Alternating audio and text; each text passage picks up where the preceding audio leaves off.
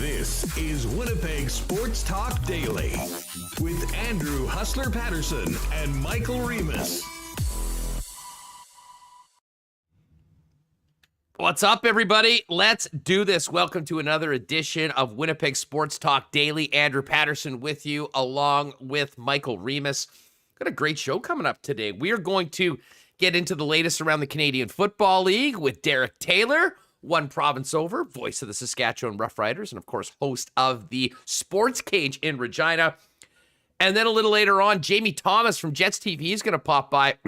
We'll get JT's take on the Jets offseason so far, a little look ahead to training camp, and then we will transition from the Jets to a little NFL and fantasy football talk with Jamie, because I know a lot of people that are really fired up for the beginning of the hockey season. I don't know as many people that are fired up for fantasy season as much as Jamie Thomas. And he and, of course, my pal Andy Mack are involved in this crypto fantasy league that I'm obsessed with learning more about. Dustin Nielsen is a GM in the league. Stamkos bought a team. Mike Vick and Chris Carter bought a team. And some of the money is involved. So anyways, it's going to be a very interesting conversation. We will get to all the Jets topics first, and then we'll stick around for a little fun talk as we get ready for draft season with the NFL just around the corner. As always, big shout out to our wonderful family of sponsors, including Canadian Club, the official spirit of the Winnipeg Blue Bombers, Royal Sports, Nick and Nicky DQ Group, Little Brown Jug Brewing, Boston Pizza, Not Autocorp, Paramount Services Limited, Assiniboia Donws, Breezy Bend Country Club, and Cool Bet Canada. Let's get right to it and welcome in Michael Remis to the program. Remo, what's going on? How are you today? Yes, I'm feeling good. Staying dry and staying warm. I'm wearing pants, long sleeves. This weather, it sucks. It makes you think that summer's over. Hopefully it heats up soon. But I know we asked for rain. We were just bitching like all last 2 months. Where's the rain? It's so dry. Everyone needs this rain, and I think it's just been dumping nonstop since Friday night. So hopefully it clears up. But yeah, it's wet out there, man. Get your rain boots on. Yeah, I think the province needed it, but yeah, it is a little gloomy right now. Though this summer has been just glorious when it comes to sunshine and heat. We could have used a little bit more rain, but here we are. I mean, heck, people wanted rain, they got rain. They're upset about it. People wanted masks. They got masks again. And some people are upset about it. It's the world we live in right now, Reem. You just got to continue on going forward with what we're doing and laugh about some of the things. Although I will say, breaking in the last hour or so, Manitoba has kind of reinstituted mask mandates indoors, a pretty wide sweeping thing, which hey, whatever. I mean, I hate masks. I'm done with it. I got vaccinated. I do not want to wear them anymore, but I understand why we're doing it. So we'll suck it up for a while longer and hopefully continue the progress that we're making here in Manitoba as opposed to a lot of other places that haven't had the vaccine uptake. Sorry, I'm going to take a big dub, Huss. I saw all these places in the last month putting masks on sale, like traded players after the deadline. Masks are back, so I guess I just got a great deal on the ones I purchased a couple weeks ago. So yeah, there Remis, you go. another M. Remis approved deal, a 3-pack of Juventus soccer masks on Amazon for $350. How is the mask collection? I'll be honest, I got that one New Era Chiefs mask from Royal, and that's the only one. I do have a Sunday night's main event mask that Jason Agnew sent me back at the old station before we got booted. Mm-hmm. So I do have that. That's sort of the backup, but I have yet to lose my Chiefs mask, which I'm actually quite surprised and personally proud about that. Small victories. I've lost one. I got a collection of Bauer masks. I got 2 Bauers. I got a three pack of level wear masks, which I've heard are the most comfortable to wear. But I lost one of those, and now I just bought 3 Adidas ones. So yeah, I'm here for discussing mask collections. It's starting to rival my hat collection here now. Welcome to 2021. Hey, well, never mind masks. Let's talk about hats for a minute. We announced yesterday that we had got our new era shipment of the limited edition collab we did with the guys at Royal Sports. Remo was wearing the snapback right now, and have to give a big thank you to so many people that jumped on that right away. 2 of our hardcores in the chat every day, 2 of my favorites, Taylor Ewell and Jeff Cabillas, I know, ripped down to Royal afterwards. Cabillas said that he was going to Fast and Furious it as soon as he was off work. And I know they picked them up. I got a couple other messages from people that had popped by Royal Sports to grab them.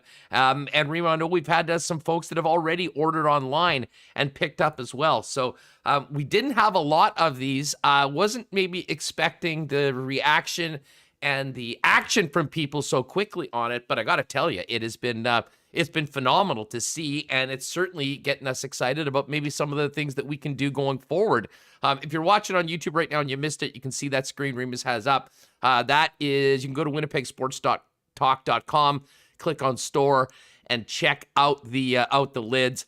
I'm a snapback guy. I know we moved a bunch of the dad hats as well, and we only had a few dozen of each, so there wasn't a ton of them. So if you did want to get one, pop down to Royal today or tomorrow if you can before they're out there, or you can get onto the website at winnipegsports.com. But just a little thank you to everyone for jumping on. I mean, obviously, it means a lot to us that you guys support us the way that you have done, and we've been seeing some of the shirts and hoodies out in the community, and now these hats. I mean, they turned out so great. We're both hat guys, Reem, and I got to thank Greg and the gang over at New Era for coming up and just absolutely nailing this. And everyone that's had them so far has been really, really pleased with them. So overall, it was a great launch yesterday, and we're very appreciative to everyone that's copped one. Yeah, they're great, and thanks everyone. We did have people from out of province order them on our website, so shout out to whoever did that. So yeah, thank you everyone. And it was very cool for me as someone who's collected these to be able to put input on each individual component. Like the underbill, really important. Got to have a good color underbill, Huss. That's well, the thing. Underbill. I'll Barry Horowitz myself for getting the gray snap on the snapback. That absolutely, the color. It just pops. Yeah. So, anyways, it's all good. And there's Jeff. My hat collection thanks you. LOL. Yeah, we will have some Jets talk. As I said, Jamie Thomas is coming up in about half an hour or so, a little bit later on than that. Although, to be honest, as much as I think everyone knows on this show that, I mean, that's what we love to do more than anything, talk Jets. There's not a lot going on right now with the Winnipeg Jets, Remis. In fact, hockey in general is a very, very quiet scene, and we had to expect that. There was going to be a flurry of activity heading into the expansion draft and free agency, and at some point, things will quiet down. It's a much shorter period of time this year into August, but all the big deals were made. Right now, I think if you're a free agent in the National Hockey League, you are hoping that your phone rings with a better offer than you've had so far that you haven't signed. And, I think the Svechnikov signing is fascinating with the Jets, and that they signed with the, with the Moose, and will be on some sort of, a PTO with the Winnipeg Jets. And presumably he fits in with the club. And I would imagine a new contract is signed, but that could actually happen due to cap reasons, potentially after the first day of the season. So honestly, it is going to be quite quiet right now, although, we'll go over all the moves with Jamie Thomas. Really looking forward to getting his impact and, getting a little bit of sense of the excitement around the building downtown, as not only we've had, big additions on the blue line that we've talked about extensively here, but, also fans coming back in the building. And, it's kind of interesting that we're talking about fans back in the building here. We've sort of known what the situation here is in Winnipeg and for a while, and for all the heat that, the provincial government has taken, and at times people give the Jets and True North, they honestly look like the leaders in all of this. Winnipeg, Manitoba, the first place to establish that, you can go to games, but you're going to need to be fully vaccinated. We've had the QR codes. I don't know when I went to that Valor game, but it was well over a month ago. And in the meantime, while we've been filling our stadium and looking forward to a hockey season, the rest of the National Hockey League and the Canadian Football League seem to be following suit, Raymond. I'll tell you a funny story.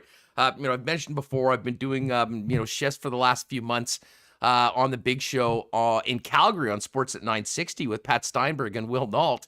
And I was talking to Will yesterday because the news broke that the Calgary Flames were going to be requiring vaccination, proof of vaccination, or a negative test within 48 hours of the game.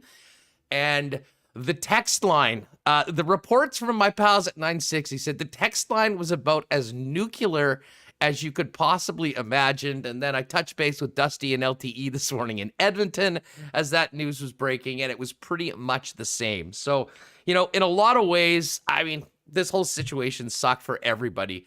But honestly, I think that, we're in about as good of a place as we can be right now here in Winnipeg and in Manitoba. We've been going to Bomber games. We've been going to Valor. We've been going to the Gold Eyes. We will be going to the Winnipeg Jets. And a lot of the things that seem so controversial in a lot of other places, for the most part, I think have been accepted here. And I'll tell you what, that's, I think, a good thing, because the less controversy and drama and bullshit we've been dealing with, that we can deal with, is much better going forward, especially when it comes to trying to fill a building that a team absolutely needs it. And I think the fan base wants to be at it. Yeah, today's, we put a list of topics in for today, and it's basically, okay, which teams now are allowing fans, but only vaccinated fans. And it's pretty much all the Canadian NHL teams except for the Senators right now. And I think the Leafs, you can also get in with a negative test. CFL stadiums, right now only Saskatchewan and Edmonton, they're allowing all fans. Every other stadium is fully vax fans only. And I mean, we're seeing in the U.S. too, the LSU Tigers open to only fully vaccinated fans. And I think Jerry Jones, the Cowboys owner, as well. So I think I agree. It looks like the Jets and the Bombers and Winnipeg are definitely leaders. And if you want to hold a large-scale sporting event or a concert, and you want to do it, especially indoors, and you want to do it safely, you need to have it only to fully vaccinated fans. And I mean, we'll see what happens after, September 12th, when, the rules will go into effect in many of these places. Yeah. Oh, okay. So that's when I think it's like September 12th for like BC and stuff was like September 12th. Interesting. Yeah. Interesting. I mean, again, these are huge topics, and it sort of sucks that, the last 2 years they've always been front and foremost. But I mean, honestly, when we're talking about professional sports, when we're talking about these businesses getting back to full operation or as close as they can be, that's been a big part of it. And I am quite interested to talk to DT. I mean, needless to say, we'll spend most of the time on the West and the Bombers and the Riders. But I am interested to hear from him because, of course, they had their all-time low attendance in Saskatchewan following the first game. And I'm wondering, what the feeling is around Regina as to how much that had to do with some people saying, you know what? I mean, we heard that 6 people got it at the last game. I don't know if I'm that comfortable going there. And, as much as there will be a small minority of people that hate the rules and aren't down with it, I think there's a far greater number of people that wouldn't feel comfortable if those rules weren't in place. And certainly from a team's perspective, certainly here in Manitoba, I don't think anyone's getting the green light to pack anything indoors to 100% if they don't have some clarity as to whether people are vaccinated. So that's sort of where we're at right now. I will say this. The Patrick Reed, and we'll talk golf a little later on with Tony Finau. His business there, he's been in hospital since Friday with bilateral pneumonia. No mention of COVID at all. And the golf media just seemingly puts this out. Oh yeah, he just happened to come down with bilateral pneumonia, and he's out for the Northern Trust, going to miss the FedEx Cup playoffs, potentially the Ryder Cup. But for some reason, haven't been a lot of questions asked. So anyways, but yeah, you mentioned Jerry Jones, who seems to be going forward as a voice of reason down in Texas. People coming together to get it done. And you mentioned LSU. I mean, I had to laugh. I think we all know that the southern United States is probably, I believe, the least vaccinated area. And those are heavy, heavy red states. And there's a lot of politicization of the entire topic, which is very unfortunate. But in all honesty, I think that the SEC alone, those college teams demanded you have to be vaccinated to go to games. They might be able to end the pandemic themselves in those 9 or 10 states because that is religion down there. And if you take SEC football away from a lot of people, I think that will be the one thing that finally and incredibly gets a lot of people to maybe decide that they're going to get a shot and then be able to go and live their lives as they want. But crazy times, Remis. Hard to talk about sports when you're looking at the ticker when everything has to do with attending games and what you need to do to get there. Yeah, I agree. I mean, this is a bit of a dead zone for especially hockey news. I mean, the top hockey story right now from today, other than the women's, the NHL story, Val Filppula going to Switzerland. That's the top story. And we can go through the unsigned. We can start listing off the unsigned free agents. Like Zach Parise still hasn't signed. Same with Tuukka Rask. I'm actually kind of surprised. I'm surprised I think about all those. the Islanders, is Cizikas is still there. Palmieri, I think, is on that list. Lou Lamoriello has signed all these guys. They just refuse to announce that they've signed them. Oh, yeah, Palmieri's still on the list. Yeah, you're right, Cizikas. Ultimate Lou Lamoriello move. Signs the contracts, will not tell anyone, doesn't want everyone to know what his cap situation is. Zajac, hasn't signed either. Amazing Lou Lamoriello move. As far as the hockey goes, we will have Jamie Thomas. We'll kind of get his thoughts on the entire Winnipeg Jets offseason a little bit later on. And we'll dive into some football stuff with DT Derek Taylor coming up in just a few minutes. Did you happen to see any of Monday Night Football last night, Reem? Saints and Jags?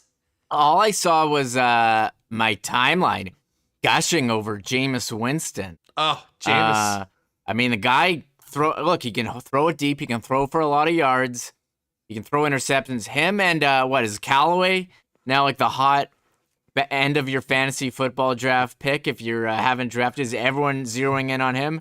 I think that's what Twitter was buzzing, and Trevor Lawrence as well. Urban Meyer gonna start having to get used to losing. Is that what we take away?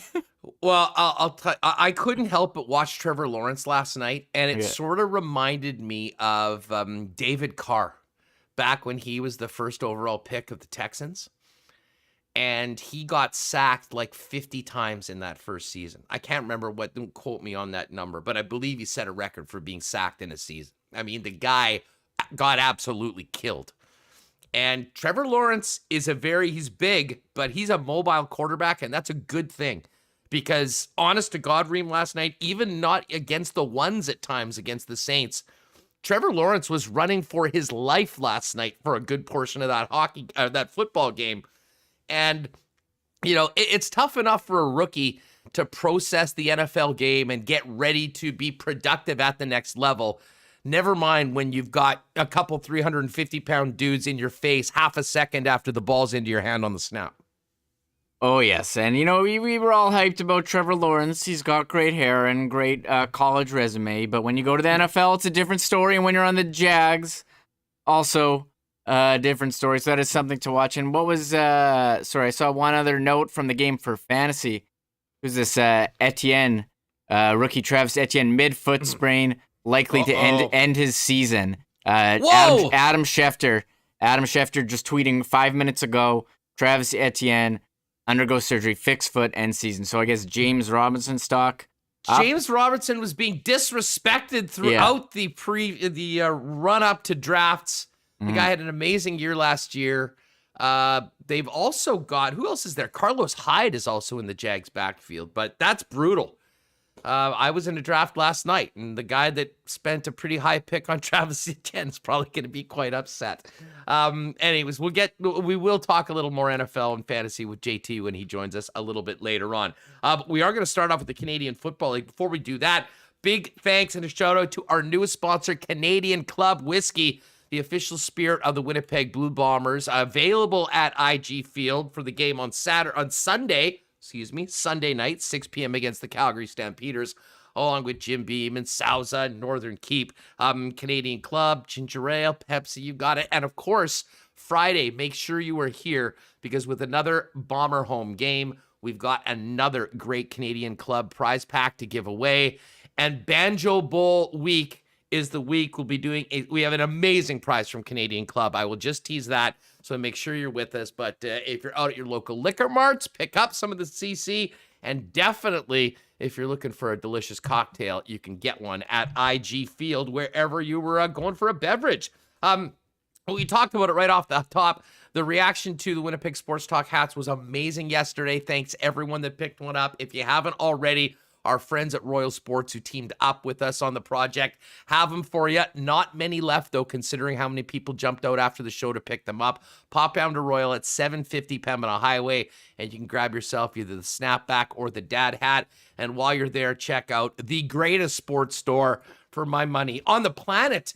Hockey, soccer, baseball, camping, bikes, they've got it all. And the best selection of licensed merchandise for the National Hockey League, NFL, NBA, Major League Baseball, and a ton of Bomber gear and CFL gear as well. Oh, and by the way, they are, I think I mentioned this last week, if you've got a hockey player or two in your family or your life that is looking for work, they are definitely looking to expand their hockey department. So if you have somebody that's got a great background in the game that would love to be working with the top flight equipment, they can head down to Royal Sports, put in an application. They are looking to add to the team. And of course, a big shout out to our pal Nick and Nikki's at Nick and Nikki DQ Group, for Dairy Queens, Niverville, DQ Northgate, DQ Polo Park, and DQ St. Anne's for their amazing support from day number one.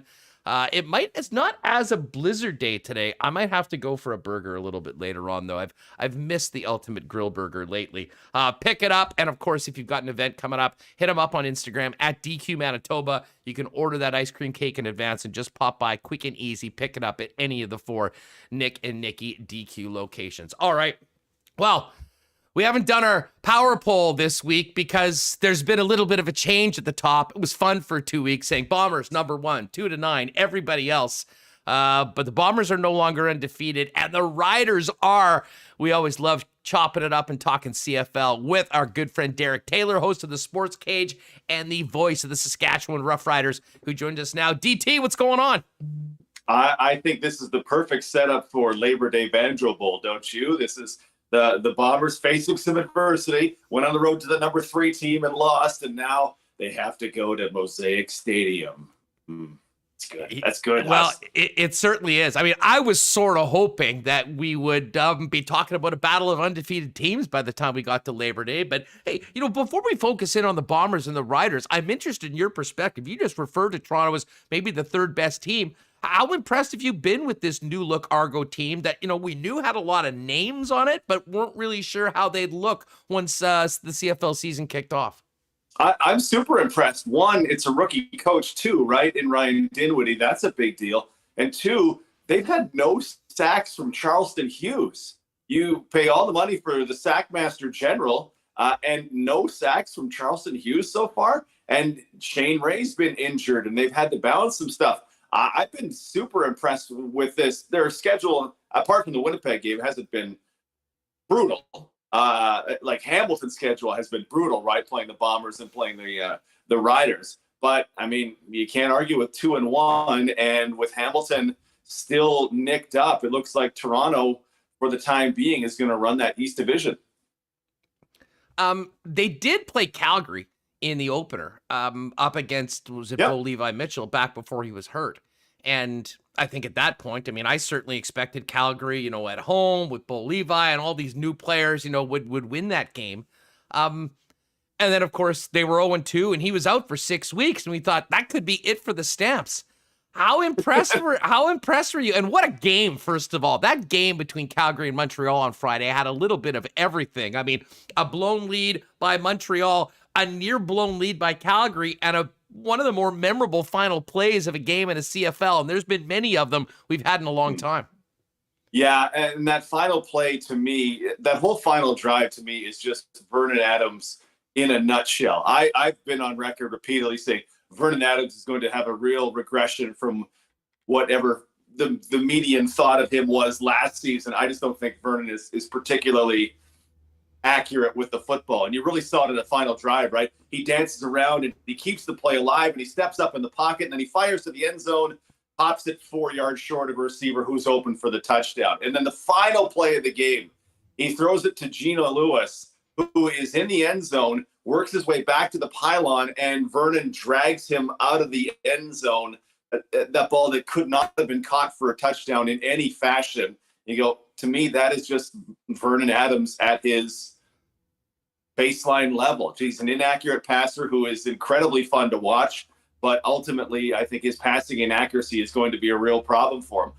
Jake Mayer, though, come on. Like, I was hard on the unders for the Calgary Stampeders that game because here's rookie Jake Mayer. I don't know what he's about. 11,000 yards in college doesn't mean a ton when you get to pro football, but he was not afraid of anything. Threw a pick? Nah, let's go throw some more. Whatever.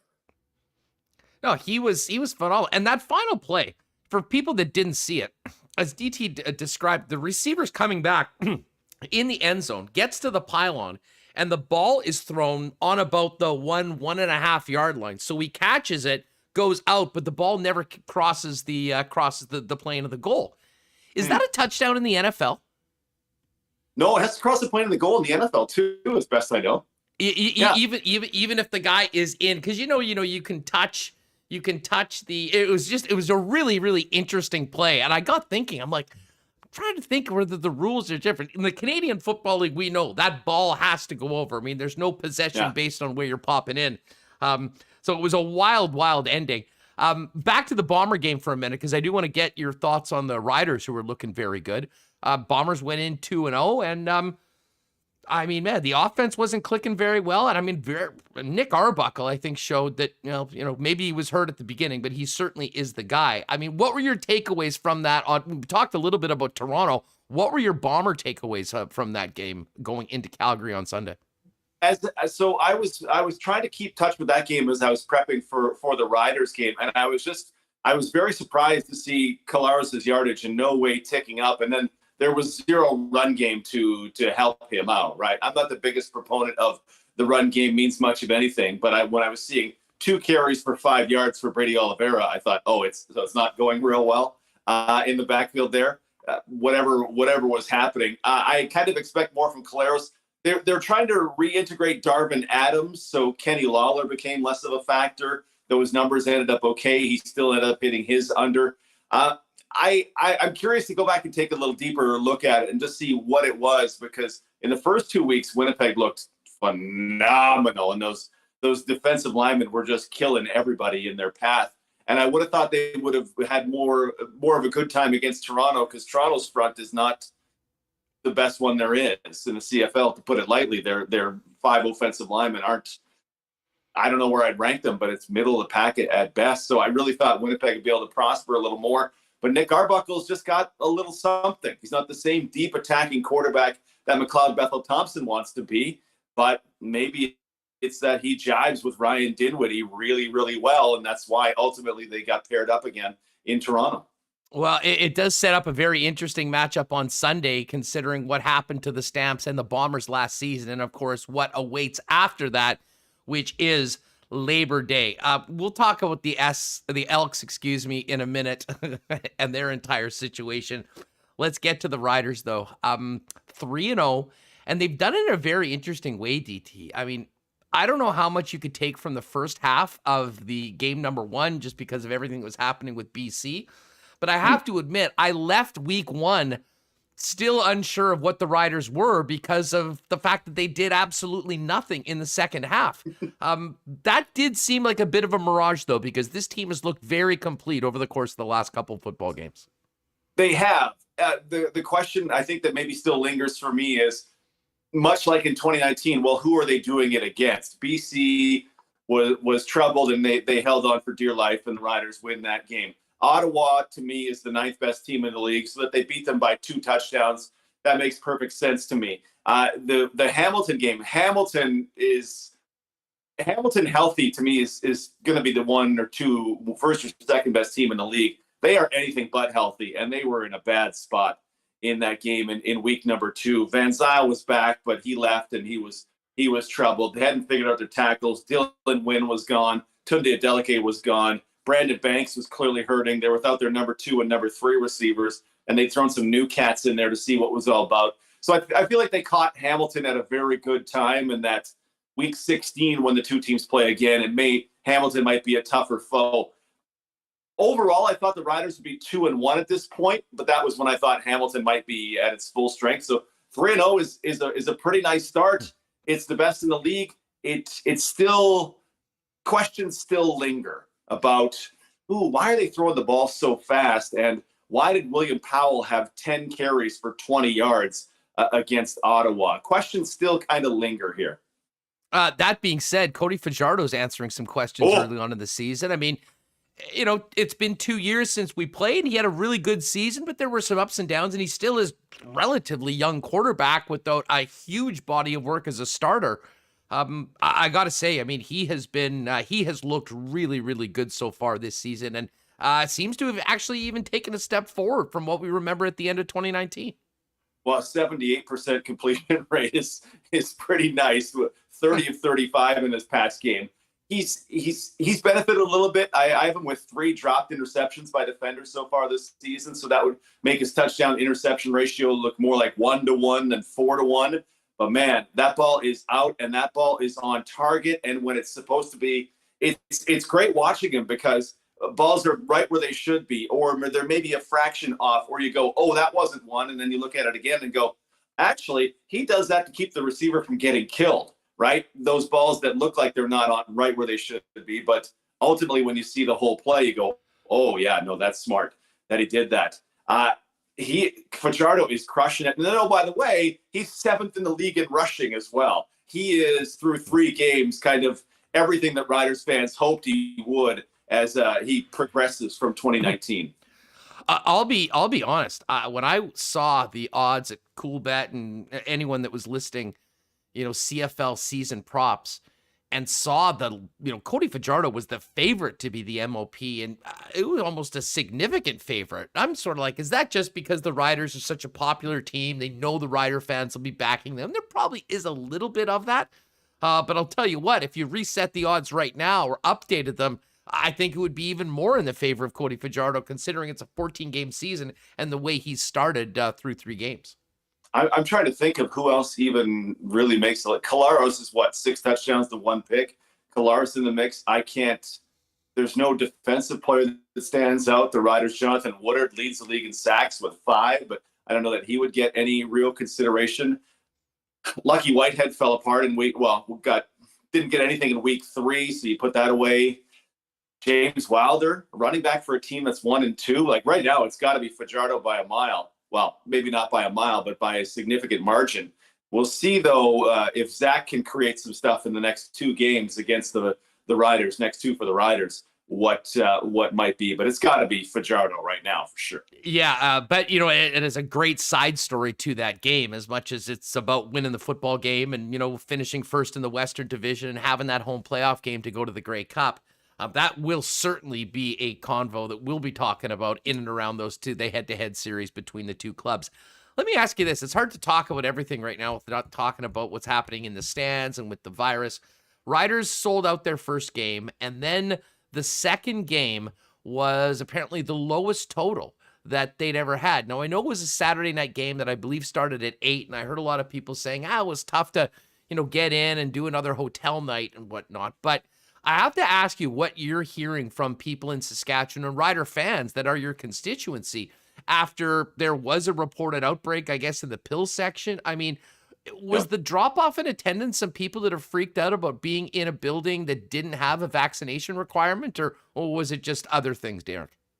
Oh, I think it's entirely related to COVID, and whether it's the vax requirement or not is a different part. But I think it's entirely related to COVID. I've several people, we were talking about this on the radio yesterday, several people in kind of my circle of friends and family that just don't want to go and be around 27,000 other people. They're just not comfortable with it right now. They would love to be at the Riders games because things are going well and it's a party, but it's just uncomfortable. And then when 7 teams now have vaccination requirements, and I think we all expect the Elks are going to absolutely do it when they have a breakout within their team itself, we're all kind of waiting on the province of Saskatchewan / the Riders to go, when are you going to do it? Because if you're the Chiefs standing alone, you can't make that work. How could you possibly withstand the questions when CBC's The National comes knocking, like, so 8 teams have a vaccination requirement and you guys have chosen not to. Why is that? You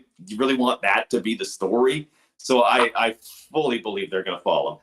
How big of a story has that been within, your talk show, not necessarily the Rider broadcast itself about that? Because, I can tell you from here in Winnipeg, the Bombers and Manitoba were sort of ahead of the curve, and they did that. They really stepped out front and said, you know what, you're going to be able to go to the game, but this is how it's going to work. And like always, there was a small, very small minority, I think, that, was maybe a little loud about it.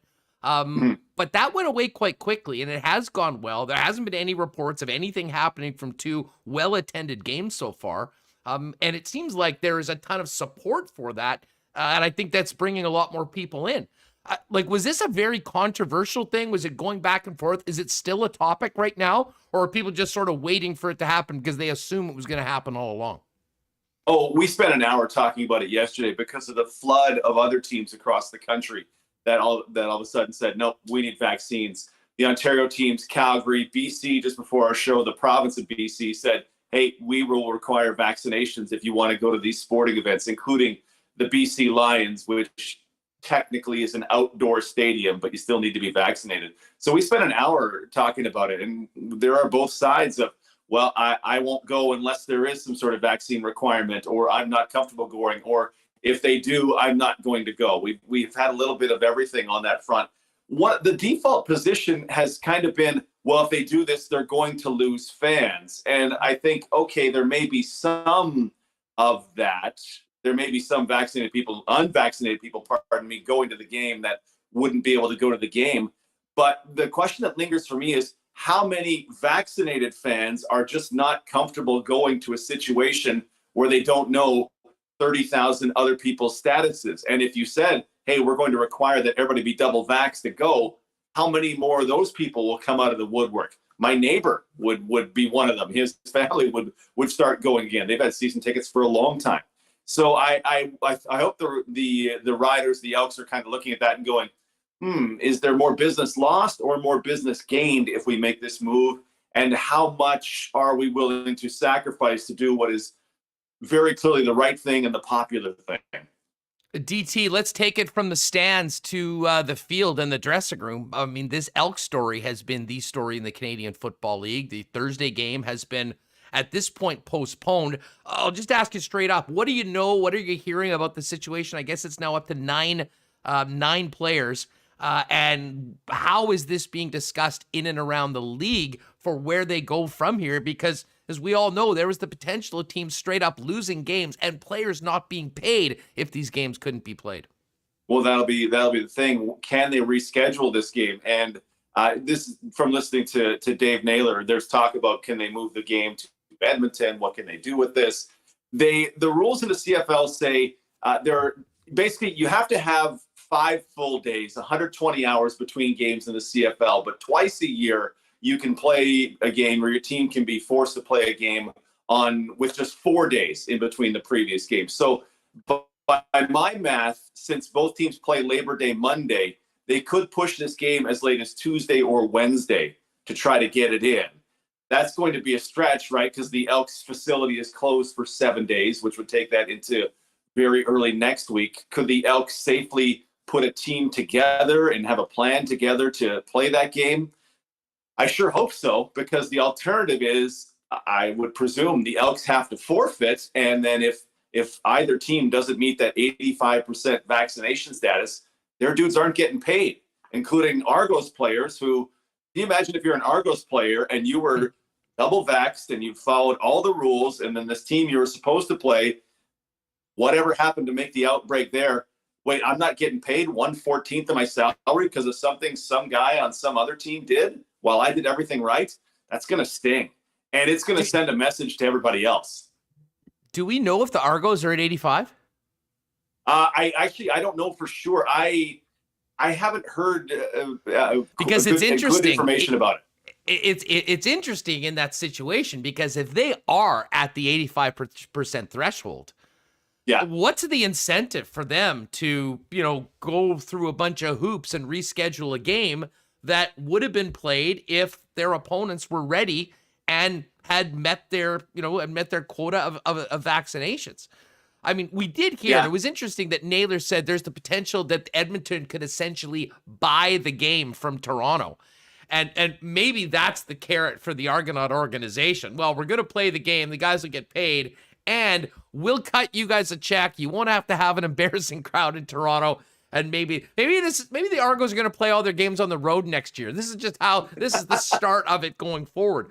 But that to me is a really key piece of information, Derek, in that, if they're not at that point, then that the impetus from the players will be, let's figure out a way to play this game. And if we have to have a bit less rest before a particular game, we'll do that because we're professionals and we need a game check. If they are not if they are at that point, it doesn't seem like there's a lot of incentive for the Toronto Argonauts to do anything other than show up for the rest of their scheduled games and take a win thanks to the Eskimos outbreak. Yeah, and that's it becomes an uncomfortable spot for everybody, right? But I just hope whatever the CFL can dig to the truth of, they need to lay out, if punishment is warranted, they need to lay it out and not just go, okay, we're going to give you a warning this time. Because if the Elks have to forfeit a game, that's going to resonate with every coaching staff across the league. Holy cow, we can't be forfeiting a game, guys. Let's make sure we get our stuff together. If players lose a paycheck, tell me losing $4,000 of your $56,000 salary, whatever it is, isn't going to hit home real hard. It absolutely will, because you didn't get a month. You didn't get to skip a week of your rent, right? You didn't get to skip a week of buying your food and supplements. So yeah, that's going to resonate. And if the Elks were to lose, if the Argos were to lose a home date because of what some other team did, well, every team across the league is going to go, oh, we can't be giving up, $1 million in revenue. We can't, we need to pressure internally all the way from the top to the middle, to the bottom, and all across it. It's the CFL needs to handle this right. And in my mind, they need to lay down the actual punishment that they've threatened, if the punishment is warranted, the forfeits and the salaries, because that will get the message across. Do you have any idea? I mean, I think overall the CFLPA, like most PAs, have a majority of people that I think are pretty forward thinking, realizing the situation that we're in, realizing that the vaccinations are going to be a huge benefit in allowing them to play the game, but it's certainly not unanimous. How difficult has it been for the CFLPA, do you know, to get people on side, and how hard are they working to try to continue this process for the guys that haven't yet got their shots? Yeah, it's just a constant process of education, right? Shaq Evans, the star receiver in Saskatchewan, talked about, initially I didn't really want to do it, but then we had a meeting with our team doctors and they explained it all to me. And then they went, yeah, you know what? I'm going to take the shot. You just have to keep trying, and you have to find different ways to try and get to the source of the resistance to it. I think the CFLPA absolutely gets the importance of it. I think every team gets the importance of it. I think teammates get the importance of it. Cody Fajardo here has talked at length of, I immediately got the shot because I'm looking at the season and I'm thinking of the team. Jerry Jones was on his radio show in the States, right? Talking about you have to leave I at the door because it's we now, right? So you just have to, there are reasons for vaccine hesitation that a white guy in Canada does not understand. The history of an African-American person and vaccinations, I couldn't possibly understand. But ultimately, I would kind of hope they look at it like, well, I'm a 28-year-old and I want to play professional football and I want to make a living. So this thing is not harmful. It's actually incredibly helpful and it's saving lives every day. I should probably do this. Yeah, but I don't know how there are some people I'm not sure how you entirely convince. When you see some of the rants on Twitter, Hassan, I know you've seen them. I kind of don't know how you reach some of the people, even CFL players who have done some Twitter ranting. I don't know how you reach some of them, but the CFLPA would have a pretty good idea. Are you trying to tell me that on Twitter there are some non-intelligent, well-reasoned takes, Derek Taylor? I've yet to see them. I mean, it seems just like one big Mensa convention every time I open the app. Do you have a hot take button that we can press? Because, yeah, no, it's It's the guy yesterday who phoned the show and said we're not vaccinated, and if they put in this rule, we won't go to the games. Like, yeah, that's true, because they won't let you. And you won't be allowed in. I've seen more people damaged by the vaccine than helped. And I went, is the damage worse than death? Because 27,000 Canadians are dead because of COVID. So if the damage is worse than death, okay, I get it. I'm not entirely sure what is worse than death, because my 2 days of being knocked on my butt by my second dose, infinitely better than death. So, but that said, my sarcasm isn't going to convince anybody. The CFLPA's got a real tough task. And then within locker room, I've always wondered, Huss, about the dynamics of the 85% thing. Does it put pressure on players to get their peers vaccinated, and how that'll go over in a locker room? Yeah. For sure, right? I think so. And I mean, we're hearing coaches. I mean, I think of Mike Zimmer in Minnesota. I mean, Zim is a no-nonsense guy. And in and around the start of training camp, I mean, he basically went up and was very frank about how frustrated he was of the resilience or the residents of a number of his players to jump on board. And when you hear, I mean, Kirk Cousins, your leader, the guy you're paying $35 or $40 million to play quarterback for, unable to play in a preseason or, a planned practice where you have fans in the building and there's only one quarterback able to go. And then he goes, well, we're going to put up a bunch of glass and I'll wear a hazmat suit for the quarterback meetings. I mean, you're like, are you serious? And he seemed to be at wit's end. And then for crying out loud, you mentioned Jerry Jones. I mean, when Jerry Jones is the voice of reason, I mean, that alone says it. Although I will say this, I'd respect Jerry's take a lot more if while at the same time he said that, he'd say, and by the way, if you want to come to Cowboy Stadium for a game next year, you're also going to have to be like us and the players and get it done, because that one makes it safer for everybody. Well, and the next time Kirk Cousins has some sort of news conference where he talks about putting the team first, if he were to ever criticize the teammate for not putting the team first, all these guys immediately go on my list of, I have no reason to ever listen to you again. The Vikings coach who got fired or didn't get fired, whatever that was, that guy can never tell a player to sacrifice again, because he was not willing to do one tiny safe thing for his team. My principles are better. No, if it's about the team, it's about the team. And it's not about you completely dispensable coach. Like, Kirk Cousins was, I don't know. I'm waiting for players to get cut because they won't get vaccinated or whatever it might be, because it's just, it ain't helping anybody. Well, and listen, I mean, we're talking about this in professional sports, and, when we're talking about a 36 or whatever $1 million contract for Kirk Cousins, it's very different than players in the Canadian Football League. But those decisions that you just mentioned are going to be commonplace right now in Canada. I mean, I haven't got a chance to go through everything that came out of our government today, but I mean, from what I understand, if you're a nurse, if you're a teacher, I mean, if you're working with anyone that could be unvaccinated, I mean, whether it be children or people in the healthcare system, you got a choice to make. You're either finding a different line of work or you're going to have the shot. So, it seemed extreme in some cases at the beginning, but I think because of where we are, I mean, that is the direction of it. And, we're a little more used to it here because of, they were somewhat more proactive. But I'll tell you what, it's like a domino effect. It's happening here. You see it go through the Canadian NHL teams, the CFL teams. And, I would be stunned if by the time the Bombers go to Regina on Labor Day, that there isn't some change to the policy right now, the Saskatchewan Roughriders. I think I would be too. And the Riders do have a little bit of a runway.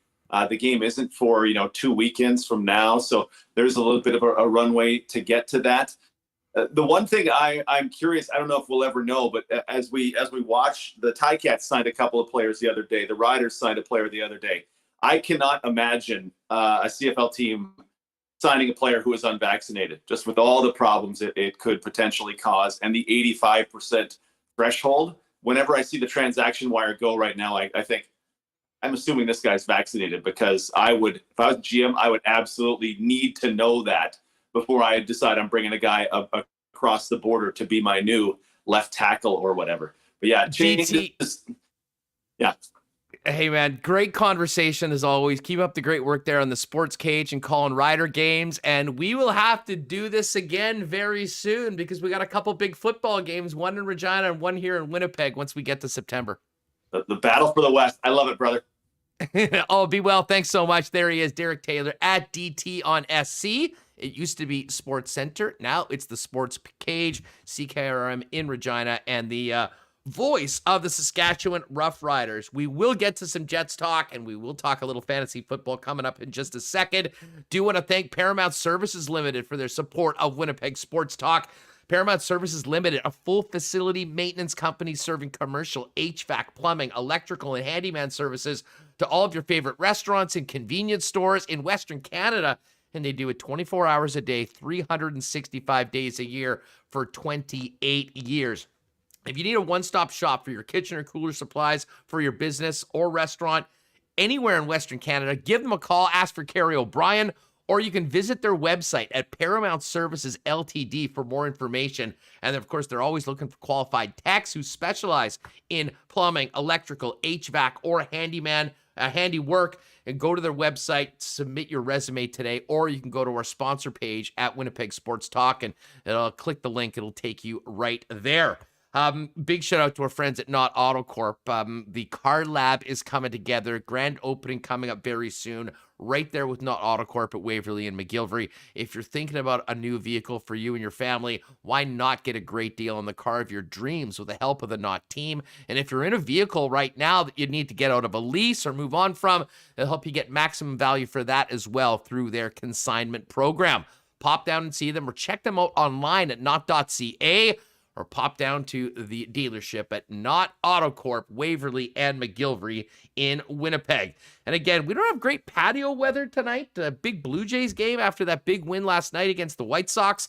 So maybe it's time for a BP Lounge visit this evening. When you're there, whether it's outside or in, the new summer menu is here, welcoming everybody back to Boston Pizza, including the Burger Italiano, the Honey Dill Fried Chicken Sandwich, and some incredible summer cocktails, including the Peachy Mojito Royale, the White Sangria Smash, and the Bulldog Margarita Fishbowl. Summer's here at Boston Pizza. Bring your appetite. Sunglasses optional. All right, we always want to talk Jets, although it is a very quiet time right now after a pretty eventful offseason. Hopefully Kevin Cheveldayoff's getting his line in the water for a couple weeks before things get going in September. We will get to some fantasy football talk because our next guest is involved in a pretty wild league with my buddy Andy McNamara. But first off, let's talk Jets with Jamie Thomas of Jets TV. Jamie, what's going on? How's your summer been? And thanks so much for joining us on Winnipeg Sports Talk. Hustler, it's been good. We just got back from Ontario after 17 days. So I spent a long time with my in-laws and my sister-in-law and my nieces and stuff. So I got that out of the way. Come home and welcome to the rain again after you come back home after a summer of yellow grass. Now it's green. Well, it had to happen sooner or later, of course. Let's talk about some of the moves that Kevin Cheveldayoff's made. Sure. And I will say that, I think it's pretty obvious.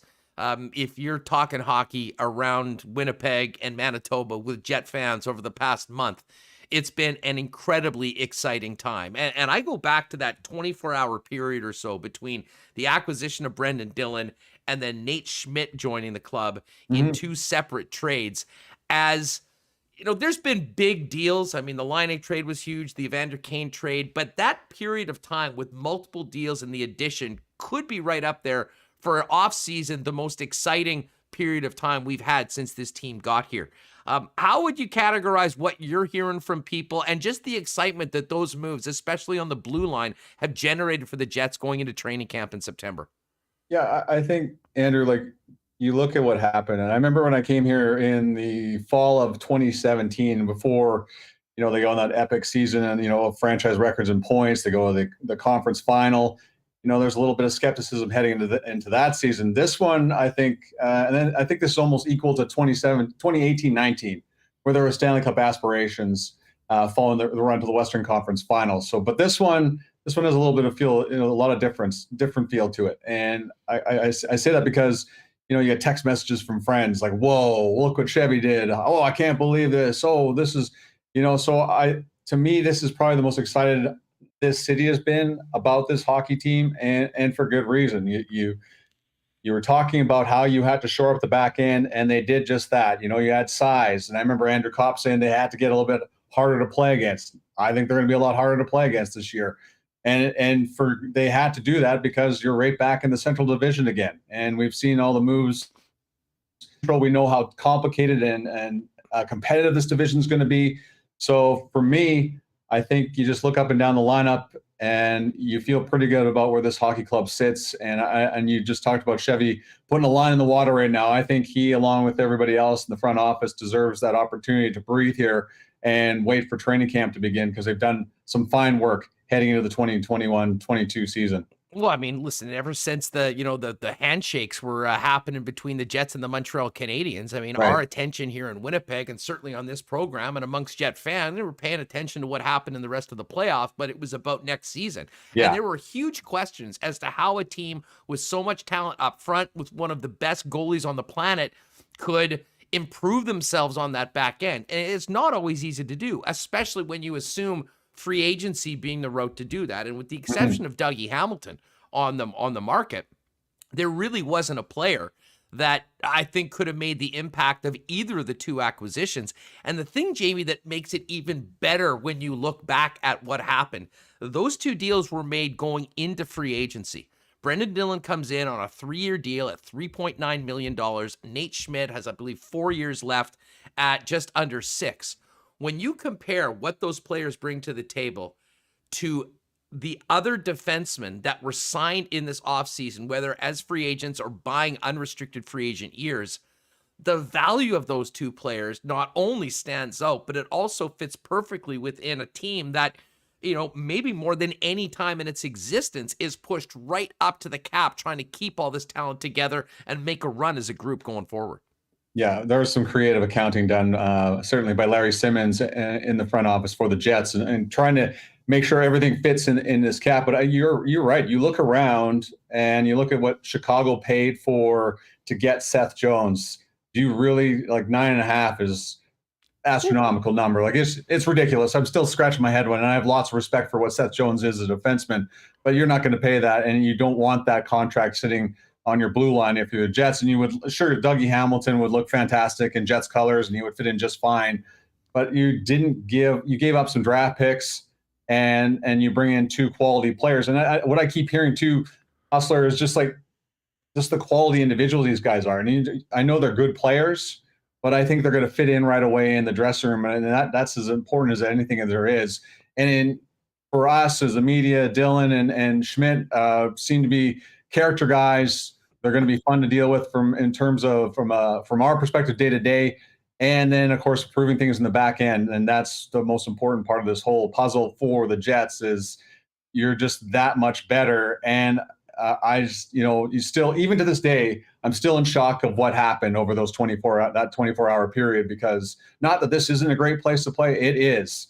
But I just think you just brought in two character guys, and they're just going to spread the word even more about how great of a city this is to play in, and a franchise it is to play for. Well, and we can't really have this conversation. I would remiss to not mention the first domino of that, and that was the re-signing of Paul Stastny. Yeah. To a deal that I think is incredibly fair for the team and the player, considering what he brings. And it's a 1-year deal. I mean, you're not committing beyond this season. I'm sure they'd love to have Paul Stastny stay as long as he wants and can continue to play. Yeah. But you do that, and then he's the guy that picks up the phone to Schmidt and says, dude, we got some good things going on here. And next thing you know, Nate Schmidt's a Winnipeg Jet. I mean, right. We have to mention Paul Stastny's role in all of this, because let's face it, if Stastny doesn't sign, even if Nate Schmidt does come, the loss of Stastny up front would be a significant loss and a major hole for a team, considering how many different things he can do both on and off the ice for this team.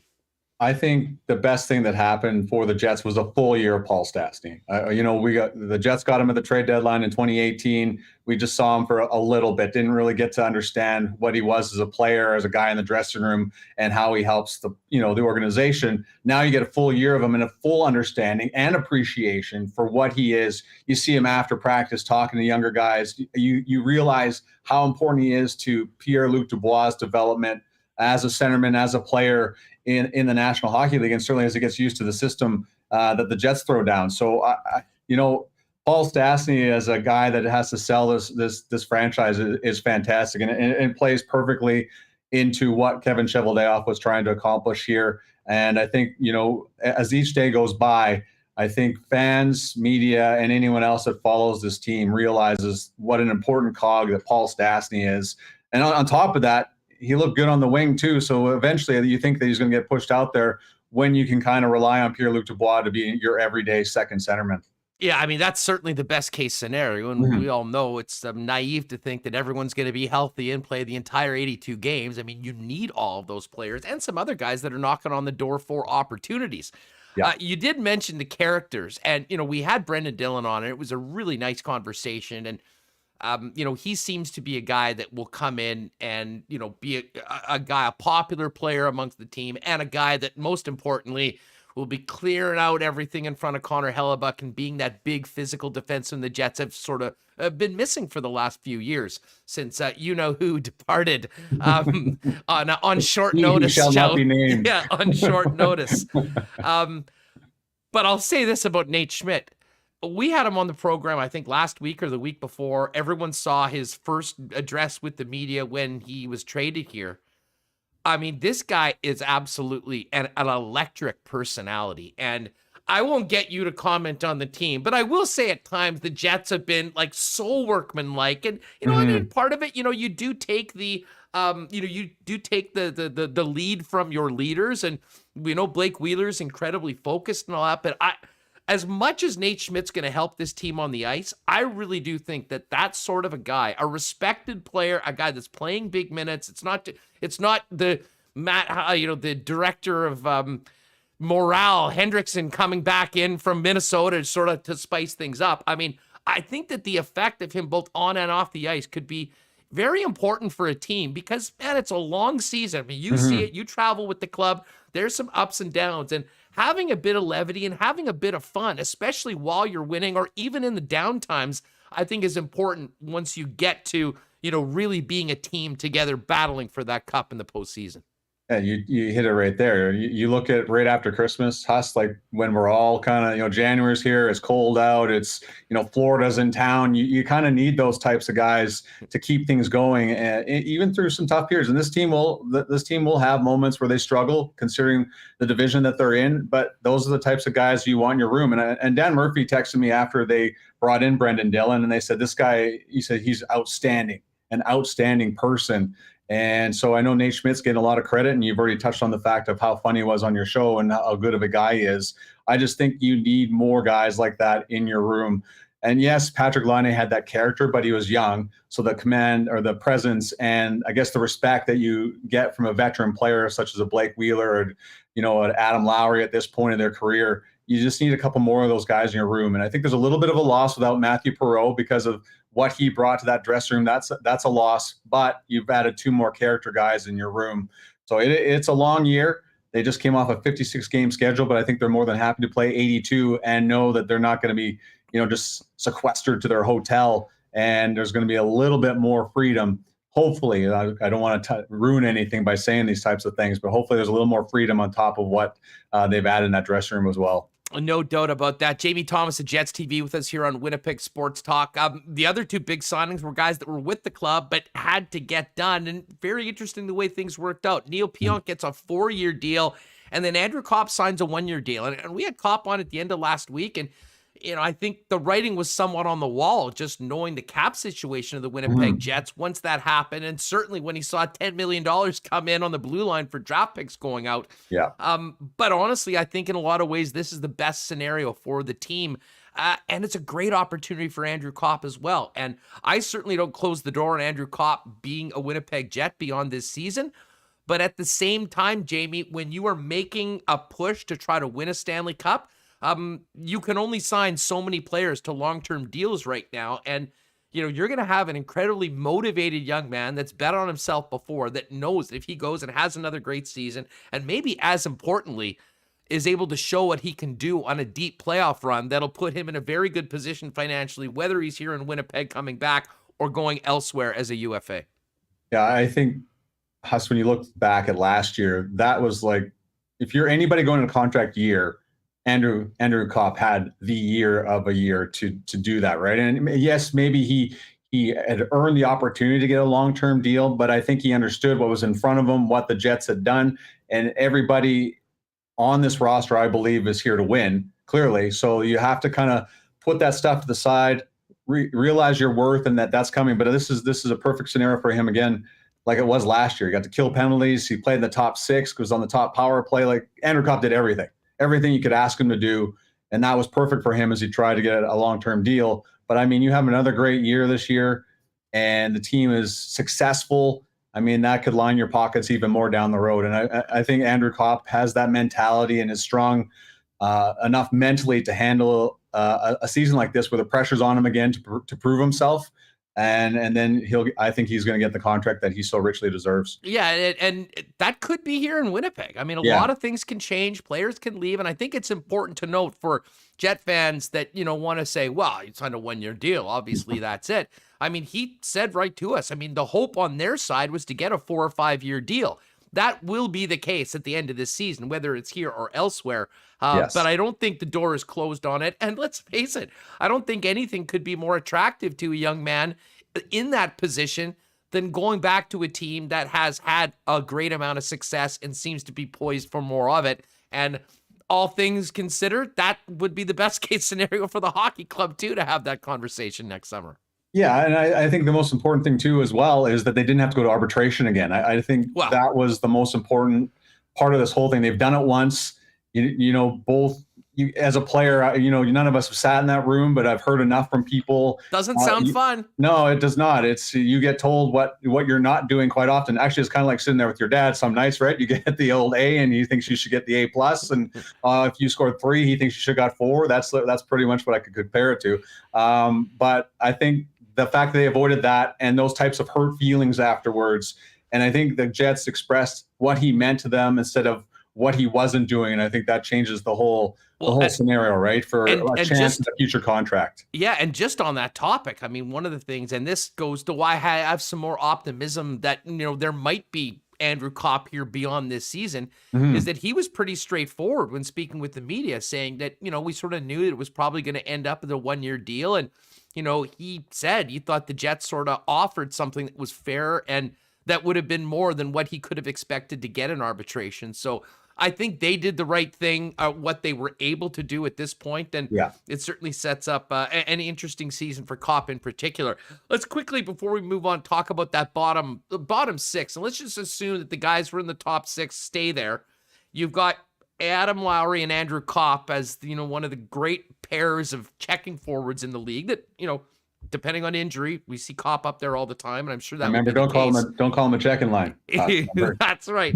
So we've got Mason Appleton is now a member of the Kraken, and essentially the third line, Nate Thompson, Trevor Lewis, and Matthew Perreault have moved on. How do you see the bottom 6 shaking out? And maybe we won't kind of peg lines right now, but who are the players that weren't in that group that you see having a great opportunity coming into training camp to be regulars and to be in that starting lineup on game number 1 in Anaheim? I don't know about you, but I'm like a big believer now in Christian Vesalainen. I mean, I had my doubts heading into last year. I thought that maybe his ship had sailed here in Winnipeg, but he had a better attitude heading into camp, and it showed. When he came up to play with the Jets kind of full time there the last part of the year, I think he showed more interest of being a physical player, used his size to his advantage. He was more inclined to go to the front of the net, whereas he had been a perimeter player earlier in his pro hockey career. And that goes to show like how important the Manitoba Moose and Pascal Vincent and the rest of the coaching staff had been to his development. And it kind of like clicked last year. So I think he is fully capable and has that ability to play in that third line. His size will be there. It would be greatly appreciated. His ability to shoot the puck will be greatly appreciated. I think they can do some damage with that third line. And then, Jansen Harkins didn't really get a lot of opportunities last year, but did not look like the player he was the previous season. So I think he fits in on the fourth line. I love his speed. I love his shot. I love the way he plays. I just thought that things didn't click for him in a year ago. Love the addition of Riley Nash. And then, of course, Dominic Toninato. I think that rounds out your fourth line at this point. There's a lot more to be said, clearly, as we get head close to camp. But that, to me, looks like to me the fourth line, how that third line is going to shake out. It's going to September. Toninato is an interesting guy Yes. because, I mean, you know, he was signed last year, and I mean, whatever happened, he got COVID. He was gone for a good portion of the start of the season. And I mean, honest to God, Jamie, if you had put Dominic Toninato in a police lineup a week before the end of the regular season, I think most Jet fans would have just been taking a guess. And then he plays a couple games at the end of the year, and then we see him in game number 1 of the Edmonton series, scored a big goal. Yeah. And I think it's amazing about making the most of your opportunities, because in that situation, you're only getting a precious few. I mean, certainly he didn't play, I believe, until game 55 of a 56 regular game season. Yeah. But it was pretty clear that he made an impression to the coaching staff outside of Paul Maurice that just gave him the chance to get into the lineup. And then when he was in there, certainly came through, and I think gave them the confidence that he is a guy they could count on to play some regular minutes in a bottom 6 role. Yeah, and I think Dominic Toninato clearly got a raw deal, right? He got COVID, but he looked really comfortable in training camp on a fourth line when they had an intra-squad scrimmage, and I thought maybe, okay, I could see why the Jets found some interest in him. But I mean, when you have your opportunities in a deep lineup like this and you show the way you did, especially in the playoffs, I think you've earned that right to fit in that fourth line. I can see why the Jets brought him back, because even though it was a small sample size, I thought he did more than enough to prove himself, and then we'll get that opportunity, and I think is a front runner for that fourth line spot heading into camp. Hey, just one more thing on the Jets. There was a signing last week, and that was Svechnikov, the former first-rounder from Detroit. And this is very interesting in that he's actually technically at this point signed to the Manitoba Moose with a pretty good AHL salary if he does spend the time there. Right. How do you see this going? I mean, I think he'll come in essentially on a PTO, and I think it's important for everyone to note the cap implications of signing players beforehand. It almost seems like there is a very good chance that once the season begins, he'll be on a 2-way contract. And there's another guy. I mean, man, when you look at the available free agents, he's about 10 years younger than every single other guy on that list. But it seems like a really low risk, high upside bet for the Winnipeg Jets on a young player in getting a fresh start in a new organization. For sure. And you even look like the Moose were set clearly on the blue line, certainly in net, but I think it's just a good move there. And yes, it gives you an opportunity to make some moves. And if he earns an opportunity in training camp to play in the National Hockey League, that's great. But I think right now he's kind of slotted in the top 6 forward group for the Jets or the Moose. And then if anything comes out of it, then it's a bonus. Again, like you just said, it was very interesting move, but it's like high reward, low risk. And the fact they pulled this off after everything, and to get a guy so young and with a huge upside like this is just another great move that I guess we haven't really had a chance to trumpet enough around here, because it came at a very, quiet time. But I also we look at what the Manitoba Moose are going to look like next year. I mean, they get to play a full schedule, touch wood as well. And it looks like they're building a pretty good roster down there for the first-year head coach here. No doubt about it. Great to have Jamie Thomas at Jets TV. So if you're with us live on YouTube, do us a favor, hit the thumbs up. We could use a few more likes.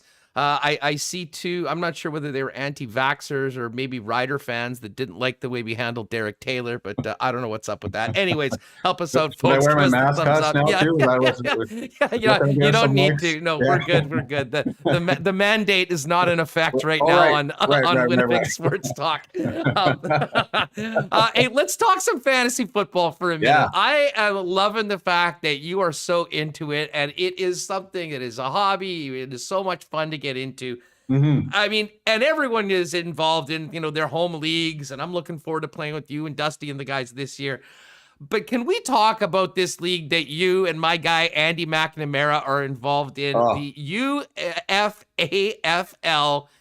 You're awful. You guys were down in Vegas. There was the draft last week. Yes. A 53-man draft. I was talking to Dusty. They were into like hour 40 of this draft. And, you hear some of the individuals that have bought teams in this league. Chris Carter, Mike Vick, Steven Stamkos.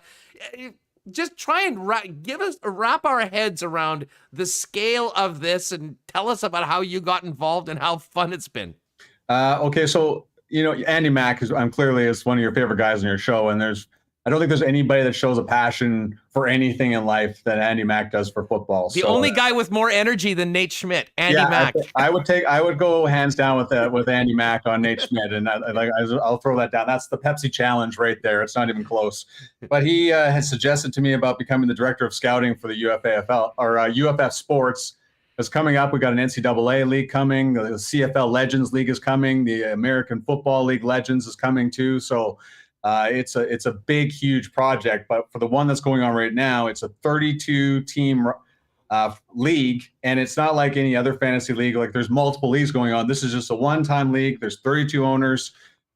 Nick Lewis is one of the owners too. Devon Claybrooks used to coach the BC Lions as an owner too. So it's all over the place. But the main structure is 53-man roster, and you have to start 46 players each week. And it's like full offensive linemen, it's special teams. So I don't know how the GMs did it. It was certainly annoying over the 53 rounds because we were answering many questions. And, the website that we were using didn't have a lot of the players that guys were looking for. And not to bore people, but we had to custom create 200 offensive linemen because they weren't there. We had to actually manually enter everybody's salary, over 1,800 players' salary into, because it's a salary cap compliant league. That doesn't sound tedious at all.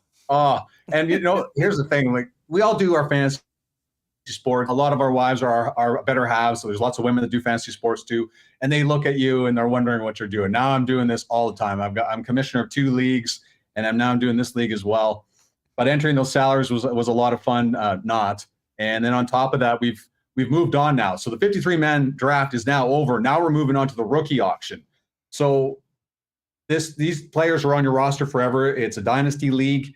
That draft's never going to happen again. The only way you can get guys on your roster now is through scouts. And scouts have to go and purchase the rights to players on our website, on the blockchain, and then teams have to take those players from the scouts. So it's a opportunity for people that know scouting to monetize their abilities to track down talent. So the rookie auction's coming up. So as a 32-team league, you do the math, there's only 32 quarterbacks. So Trevor Lawrence is going to command, we're going in thousands of dollars. Guys are going to have to pay for this guy. So, well, how much were the teams going for? Like that was where I had the first sticker shock when hearing what these teams, because it was auction, you got a higher pick, but to buy teams in this league, we were talking about 6 figures in some cases. Right. And one team at one point, there was $150,000 was the top price US dollars for a franchise. So whoever paid the most money got the first overall pick in the draft, and will have the first opportunity to draft in the rookie draft as well. But we had to reset a little bit. We had some guys there were some fake bids, let's just say. So the top bid was $50K, but still, they have a hockey league. Teams were selling for $250, and Ryan Malone, formerly the Pittsburgh Penguins and Tampa Bay Lightning, just bought a team for $75,000 US. So the values of these franchises, much like the NFL, is skyrocketing every day. So I wish I could confine it to what it all is. It costs you money to make a trade. It costs you money to make a transaction. When you cut somebody, it costs money. It all goes into the prize pool. It is completely blowing my mind every day what's going on here. Jamie Thomas is with us. Spent a lot of time talking Jets, but now we're getting into this fantasy football. How do offensive linemen get points? You pancake a guy and you get it, or don't allow sacks. I'm a defensive lineman. There's a whole area. I'm a fantasy nerd. I play in a couple IDP leagues, and even I'm like, what the heck? How's my long snapper points? So long snapper, we haven't got into them yet, but offensive linemen, we've gone as a group. So the Cleveland Browns offensive line, say they give up a sack, that takes points off. They give a quarterback pressure, take some points off on each individual player. So Joel Bitonio, whatever franchise he's on, he'll lose points. If they a certain amount of rushing yards, they get points. So the challenging part was trying not to put too much or too little value on offensive linemen. So I just challenge anybody out there. I think this is the only league right now that is giving offensive linemen value. And I emailed a couple of offensive linemen that I used to cover in the Canadian Football League, and they couldn't believe it. But they couldn't. There's no value out there. You can't see pancakes. There's no stat line on that right now. So that's the challenging part right now, Huss, is just trying to find the right way to give offensive linemen their due that they've always deserved but have never been able to get in fantasy football.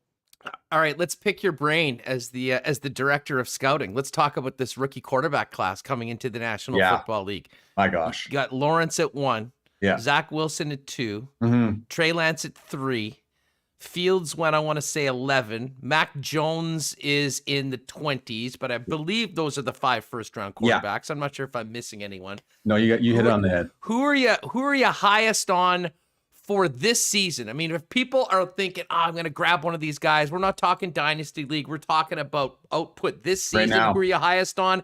And the part 2 of that, if you're talking about long-term career, how do you rank the guys? Who do you like, and maybe who are you staying away from? Well, dynasty-wise, long-term, Trevor Lawrence, like, they're just the best quarterbacking prospect since Andrew Luck, right? And I think Jacksonville is under a lot of pressure right now with Urban Meyer bringing his new system in, so you have to get that fixed in. So you got to give him some patience there.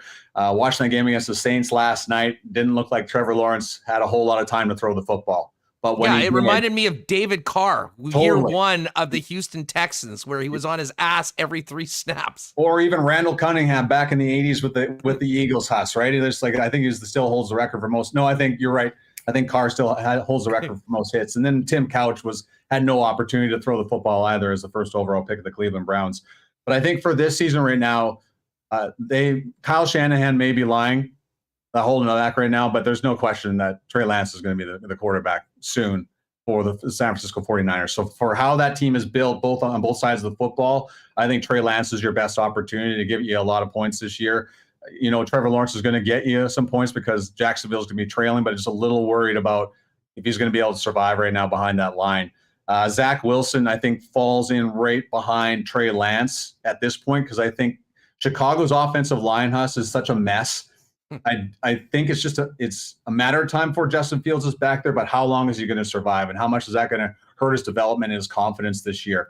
And then Mac Jones. It's odd to me that you've built an offense around Cam Newton and then who's one of the best running quarterbacks in the National Football League. And then all of a sudden you're going to slam in, this young kid that's not known for his feet. Like, he's a statue. That doesn't make any sense whatsoever. You're going to throw this guy in right away. That doesn't sit with me at all. Maybe long-term, yes, because I don't see the hoodie investing a first-round pick in a quarterback, and it's not his future guy down the road here, but I just don't see it working out this year unless Cam Newton gets hurt.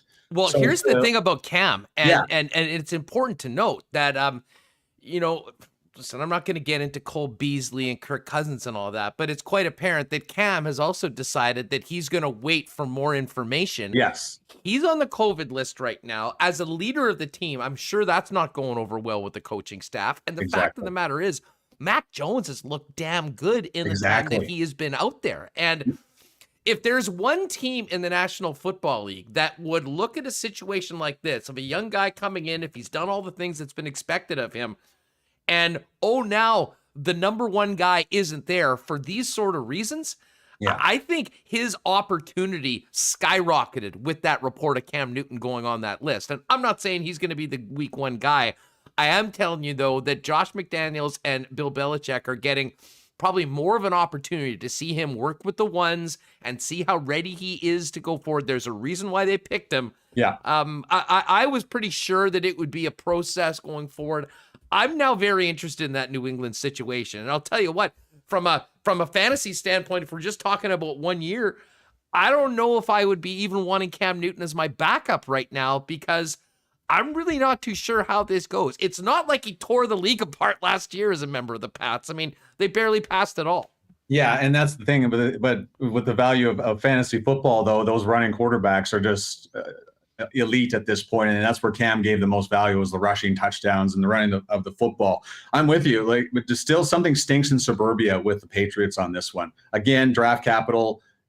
Bill Belichick's never had to use a first-round pick on a quarterback. He's had the best quarterback ever for 20 years, and then had to have a good fill-in with Cam Newton. But if you're going Zach Jones, I'm thinking that's a sleeper guy. You're kind of sitting back on, and then maybe Zach Wilson too, right?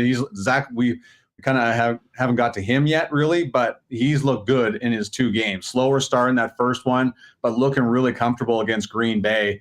Of course, when things pick up a little bit, it's going to be a little bit more interesting. The Jets' offensive line is in fluctuation. They've added some free agents and some big draft picks in their front 5 there.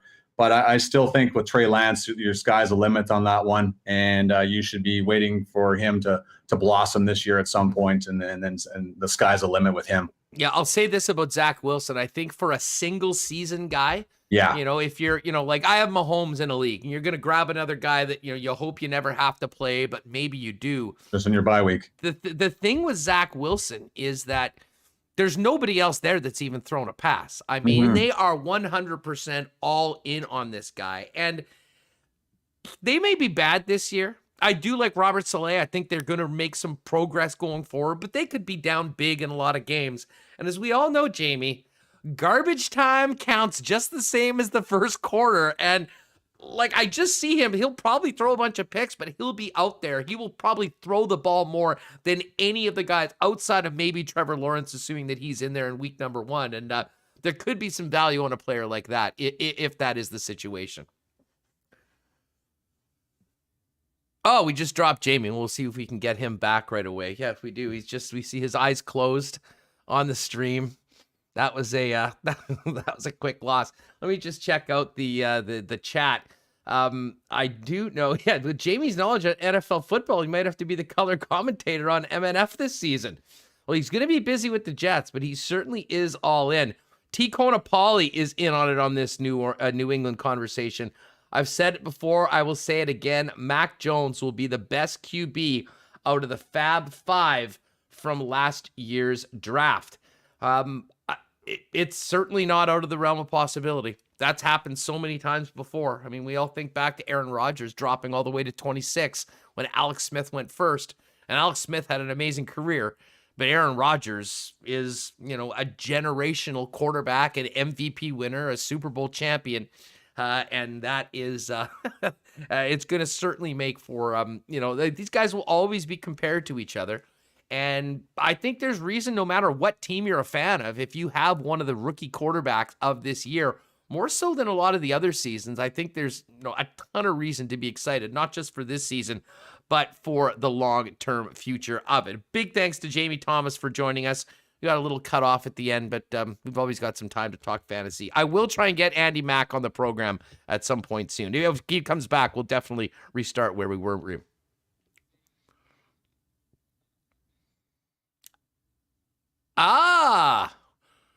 Yes, indeed. The old laptop battery that can be an issue at times. Always plug in. Guests and future guests of Winnipeg Sports Talk, have that laptop plugged in. You don't want to get booted like just happened with our conversation with Jamie Thomas of Jets TV. Certainly some real good stuff. Listen, while we see if Jamie's going to come back, let me give a shout out to our friends at Little Brown Jug Brewing. Man, it's been so great having Little Brown Jug on board with us. They're doing a number of things right now heading into the fall season, including they are going to be featured at Goldeye's Craft Beer Corner coming up from August 31st to September 6th to close out the season. If you haven't been out to the fish game yet this year, as long as you got your Vax card, you're good to go. Team's playing well. I believe a doubleheader today. But Craft Beer Corner, an amazing spot to have a few with friends, and the good stuff from Little Brown Jug will be there from the 31st of August to September 6th. I do want to mention, no longer doing same-day home delivery. However, they are doing next-day home delivery if you order before 2 p.m. from Wednesday to Saturday, and you can still schedule your deliveries ahead of time as well if you would like. And again, if you haven't yet this summer, pop down and check out the patio there at the brewery on William Avenue. A great spot to meet some friends for a couple of cold ones, grab a couple slices of pizza, and you can bring the summer variety pack, the 1919, and much more home with you after you pop by Little Brown Jug. Great to have them on board. Assiniboia Donws. We will get to our picks at the end of the program today. I did not have a good night last night. I certainly didn't start it off the way I did last Monday. We'll get Remis's take on what he's got going on. But of course, live racing is back tonight and tomorrow as we continue the season at Assiniboia Donws. You can bet at home using the HPIBet.com app, but you can also get some friends down, show your Vax card, and you're in on the main level. 50% capacity only. But plenty of room for everyone to check out the live racing at Assiniboia Donws. Of course, 9 to noon or 9 to midnight, VLTs are open every day, as well as the Terrace Dining Room. Incredible place to go for a great meal and watch some live racing. But you do need to have reservations. You can find out more on all that at asdowns.com. And let's do a quick golf report for our friends at Breezy Bend. By the way, Breezy members, people around Breezy, great pro shop sale going on right now up until the weekend. You can find out more at breezybend.ca on that. A lot of buy one, get one offers right now with the guys at the pro shop. Great time to maybe stock up for next season or, oh God, just thinking about it, potentially a winter golf getaway. Wouldn't that be great? But man, we've got some great news on golf. Regular listeners know that I am a lifelong member of Team Tony Finau, the ups and downs, the heartbreaks, the lost playoffs. You finally got one yesterday, folks. They moved the Northern Trust Open to the Monday afternoon. Jon Rahm looked to be running away from it. Tony went 4 under over a 3-hole span to get up to 20 under. And Aussie Cam Smith had a couple late birdies on 16 and 17 to go to a playoff between Finau and Smith. Jon Rahm finished in third, and then the Aussie putting it OB with his drive on the first playoff hole really made it a layup for Tony Finau, and it's been amazing seeing the outpouring of support for Tony. One of the truly great guys in all of sports. If you weren't smiling for Tony, check your pulse, and take that from me as a guy that had a 51 ticket on Cam Smith. Even with that sort of devastating way to lose, I have to admit, I was still cheering for Tony. So great stuff on social media for him. The persistence, the dedication that a guy like that has. He's a fan favorite for a reason. A great win for Tony Finau. He's now first in the FedEx Cup standings. And funny enough, they'll go to the BMW on the weekend. Featured groups, Finau, Rahm, and Cam Smith playing together. They were paired yesterday in threesomes because of that final round. They're top 3 in the standings, and they'll go together. So be familiar company for those guys when they tee off the BMW beginning on Thursday. At the end of this tournament, the final top 30 will go to East Lake for the Tour Championship and that, $15 million prize for number 1. And Tony right now in the driver's seat after winning the Northern Trust. We'll also get to our cool bet lines a little bit later on. But let's get Michael Remis back in here. Man, that was a lot of fun talking to Jamie. Just before we get back to the Jet stuff, I mean, have you ever heard any, the more I wrap my head around this, like combining cryptocurrency with fantasy football in a high stakes league that is far beyond my means. But I will say this, I'm incredibly interested in it, especially considering that our buddy Dustin Nielsen has literally been hired to GM one of the teams in the league. Yeah, it sounds well. I think Jamie is in the room, Huss. I don't know if you can see him or not. If you wanted, I can't see him, but if we can bring him back, I would love to. I wanted to talk tight ends. Oh, Jamie is back. Perfect. I didn't see him. We're glad that we reconnected with you, JT. There's no way we could finish out this conversation without a couple more tidbits from UFF Sports, Director of Scouting. Let's talk tight ends. Yeah. Kelsey, Kittle, Waller, there. We've got Pitts, who was the 4th overall pick. That's a guy that I think, certainly expect to do well. How high, put it this way, once you get past those 3 tight ends, who's next in your personal scouting list, and how big of a drop-off is it between the big 3? And thus, how early should you be thinking about getting one of those guys if you have the opportunity? Well, if you're a hustler, you use a first-round pick on Travis Kelce. Oh, you can? Oh, okay. Hold on. Jamie, sorry, we had some issue when you reconnected there. Okay. Do you want me to hang up? Yeah, maybe get out and then come back in. Yeah, just pop out and pop back in because I'm seeing him. Great. But that was weird, actually. It's the first time we've had someone on where I wasn't able to actually see them coming in room. So, but yeah, on that unknown user thing, it had the mute button. So that might be the issue on it. Yeah, last night, if you did see it, and maybe you're popping in a little later on, I know we touched on it right off the top, Jameis Winston had a monster game for the Saints. And yes, it was a preseason game. Yes, it was against the Jacksonville Jaguars. But it hasn't gone that well for Taysom Hill so far this year. So I think Jameis is going to be the guy. And it'll be fascinating to see how Sean Payton utilizes the Taysom Hill, if, in fact, Jameis Winston is the starting quarterback. But I think we've ut Jamie back. He's sounding good. He's looking like $1 million US tax-free.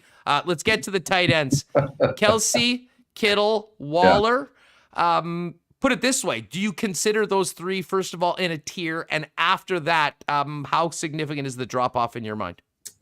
Pretty significant, Huss. Like, I mean, you used your first round pick in the What Would Taco Do League draft coming up on Travis Kelce, and it's a wise play, especially at 12th overall.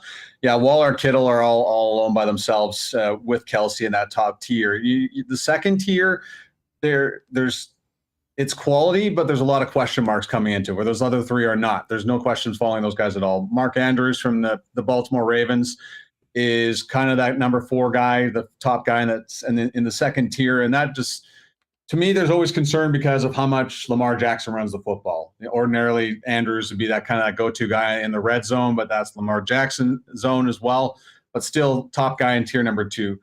Pitts is an unbelievable athlete and probably the best tight end prospect coming out of college football we've seen in quite some time. But if this was last year's Atlanta Falcons who trailed all the time and threw the football 99% of the time, I'd probably be a little bit higher on them. But with the new coaching staff this year, that kind of seems more set on running the football and a change of a new offense. And rookie tight ends traditionally take time to adapt to the National Football League. So he's still in tier 2, but he's kind of like, you put him between 5 and 7, you'd be okay. Now, TJ Hawkinson, if Jared Goff wasn't the quarterback in Detroit and it was still Matthew Stafford, TJ Hawkinson would be my top guy in the top of the second tier. But still question marks there with Goff, but still a good option at tight end for you in the top 10. And then Noah Fant from the Denver Broncos, whoever the quarterback's going to be there right now, I think is a good option. So there's 3 guys in the top tier and then 4 guys sitting in tier number 2, in my opinion. You know, we've got a lot of NFC North fans in here. Mitch is asking your thoughts on Irv Smith Jr. I'll throw in Robert Tonyan from the Packers as well. Bottom line is, if Aaron Rodgers is throwing the football and they haven't had any massive additions at receiver, you would think that just the opportunity for a guy like Tonyan would make him a potentially high upside player. Yeah, and Tonyan goes like in that third tier, and I think at the top of that third tier just because Aaron Rodgers is the quarterback. Now, if Aaron Rodgers leaves Green Bay, Robert Tonyan's value, along with everybody else, except maybe Devontae Adams, just goes out the window. So he's good there. You know, you look at Irv Smith, Kirk Cousins is an incredibly accurate quarterback. But our good friend Arash Madani would say, just not reliable with Kirk Cousins. You never know what you're going to get week to week. So I have Irv Smith outside of my top 10, maybe 13, 14 on the list of tight ends. And then you know what? You know who's raised value, or a veteran quarterback that has raised the value of a tight end in Logan Thomas. Oh, I knew you were going to go there. And yeah. I was going to not mention him, but then I realized, well, I already got Kelsey in the pool, so I'm not really in the Logan Thomas market. But in all the other drafts, if I don't get those guys early, that's the guy that I want to get, because I really do believe in Fitz. And I'll be honest, we went on this on the Lock Shop yesterday. My maybe favorite bet of the entire season from a wagering standpoint is Washington to win the NFC East at 3-1 and Washington to make the playoffs at plus 170. I think their defense is elite. They've got a great coaching staff. They've got some really excellent skill position players in McLaurin and Antonio Gibson. They just needed some consistent quarterback play. And I'll tell you what, Heineke showed a lot in the playoffs last year. You put that in with a veteran like Fitzmagic, Yeah. I think they're in a great position, and not a lot of people talking about them, but I like them to win that division and have a strong season, and that's good news for a guy like Logan Thomas. Yeah, he's kind of rocketing up the charts as training camp rolls on here, and I don't know why people had any doubts about things in the offense in Washington improving with the addition of Fitzmagic. You just look at what Miami turned out week after week offensively from a fantasy perspective, with the beard in there. Mike Gesicki's value drops significantly after Fitzmagic is out of the lineup and leaves this year. And even though Gesicki is in my tier 3, he's kind of lower end because there's new weapons there with Jalen Waddle. I know Waddle's a little banged up right now, but with Tua there, you're still kind of figuring out the offense, trying to be a little bit more patient. The Dolphins' offensive line is still a work in progress. So I have questions about that. So Logan Thomas is clear, hands down, top of the list and tier number 3. So if you get him along with Travis Kelce, you are laughing all the way to some good places in the fantasy playoffs. I'm not going to say a fantasy championship because there's so many other pieces that have to go there, but at a very scarce position, if you have Logan Thomas and Travis Kelce, somebody else isn't doing their homework. Well, and you know what I mean? Listen, you may have to get a guy like that. I mean, I probably won't do it because I'll have so many other needs elsewhere, but there is a time. I was in a draft earlier this week that's pretty quarterback heavy. I had Mahomes as a keeper. I actually considered at a spot taking Josh Allen before I had starters in another position. Yeah. Just because I knew once thing gets going, people will be looking to deal. And that's just part of the fun of the game. You got to know your owners and how active people are and what sort of opportunity there will be. Before we go, Dallas is asking about the Cowboys. I'm going to put it to you twofold because they're a very interesting team. Give me your fantasy outlook for the Dallas Cowboys, and then take fantasy out of it. How competitive do you think this team will be this year? Okay, so from a fantasy perspective, all you got to do is look at last year and the mess that was the Dallas Cowboys. And I think, we talked about Andrew Kopp having a perfect situation play into a good contract or an opportunity, a good contract. I think you saw Dak Prescott's value shown over and over again 1,000 times to Jerry Jones, who took way too long to ink his quarterback to that contract that he has, and now he's had to pay him what he's had to pay him. So Dak Prescott was on pace to throw for over 7,000 yards last year. That's how much he was lighting things up in terms of a fantasy perspective. We all know he wouldn't have got to 7,000 yards, but it sure would have been fun to see what would have turned out with the Dallas Cowboys. Their offensive line is not as banged up last year. There's a lot of improvement. Ezekiel Elliott has a lot to improve. So I still think Ezekiel Elliott's top 5 back in that position. CeeDee Lamb, to me, is Dallas's number 1 receiver from a fantasy perspective. I know Amari Cooper sitting there, Gallup sitting there. I think Michael Gallup will be gone after this year. There's just not enough money going around for the Dallas Cowboys to keep Gallup. So he's essentially in a contract year. So from a fantasy perspective, just run out and get Cowboys. Like outside of Dalton Schultz, I just don't think he's going to fit in from that at the tight end position for numbers that you want from there. But man, CeeDee Lamb, holy cow, run up to the podium, get him somehow. He's going to be your number 1 guy for the Dallas Cowboys here. And for now, you buying Zeke too? Zeke too? I'm on Zeke. Like I've Zeke 100% first round, 5th overall pick. I think I know he killed a lot of guys last year, but we all know like that happens. Offensive line, yeah. Dak's off. Like you can't blame him for what happened a year ago. And I love how people are saying he's lost a step. Like let's just slow down here and see when you have an offensive line that can open things up for you, then it changes the whole narrative in that whole situation. So I love how a guy as young as Zeke is, he's getting criticized for losing a step. But when there's guys in the backfield, everybody's slow. The period. That's just the way things in real life. Dallas in the NFC East, like Eagles to me still a mess. The Giants are on their way up, so I think Dallas is good for second spot in the NFC East. That'll be some good stuff. Jamie, this was a lot of fun. I could talk Jets for hours with you, and I could definitely talk fantasy for hours with you. Yeah. As soon as that text comes in with the second pick in the expansion draft, I'll be ready with my next selection. Kelce, we've already been on the phone with him. He's very, very pleased to be joining He Hate Me for the upcoming season, and we'll look for it. It's going to be a real fun year, my friend. Thanks for doing this. Can't wait for Jets training camp, and can't wait for week 1. I hope we all get to hang out together, like finally, instead of being like separated here by everything. And I might be able to put my arm around you finally, buddy. Hey, I've got my shots. I've done my part. I'll be at the building, guarantee you, and I will see you soon, my friend. Double backs, buddy. Double backs. Thanks, dude. No Take problem. it easy. There's Jamie Thomas. You can follow him on Twitter at Jamie Thomas TV. Of course, we know him most as along with Paul Edmonds as part of Jets TV and all the great coverage they do following the team. And who knew he was such a wealth of information when it comes to fantasy football? That was a heck of a lot of fun. Hopefully you got a little bit of extra juice for your draft coming up. And we will get the other half of the UFF team. It's been too long since Andy McNamara has been on the program, so we'll try and get Andy at some point later on this week or early next week before everyone makes their selections. Remo, are you more fired up for fantasy season, even though you've become a DFS guy after listening to Jamie? Yeah, I actually got invited to a Survivor league. I did get invited to, but yeah, Explain that. I'm fired up. It's just standard Survivor. You pick a team to win. Oh, okay. Not fantasy.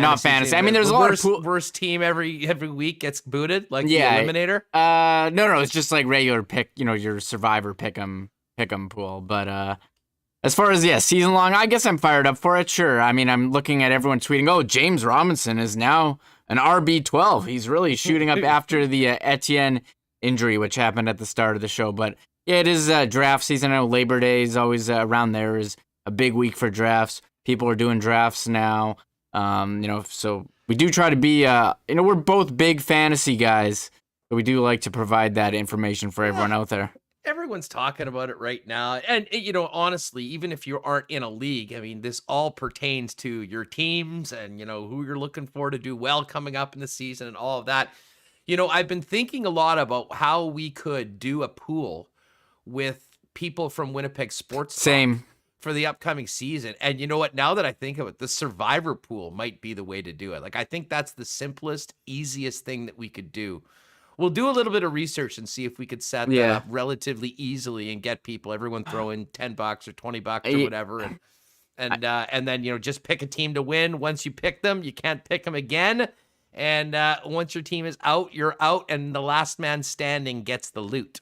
Yeah, I'm trying to think of a way to. I know we do have people are asking, but we want to get as many people in as possible. I mean, if we did like a 12 or 14, even 16 team league for the 200 people who watch live and thousands who listen, I don't think anyone is really. I mean, yeah, maybe if we made like the WST league like a thing. But we want to have people involved. That's why I like the daily fantasy, because there's no commitment. We can have as many people as we want in each week.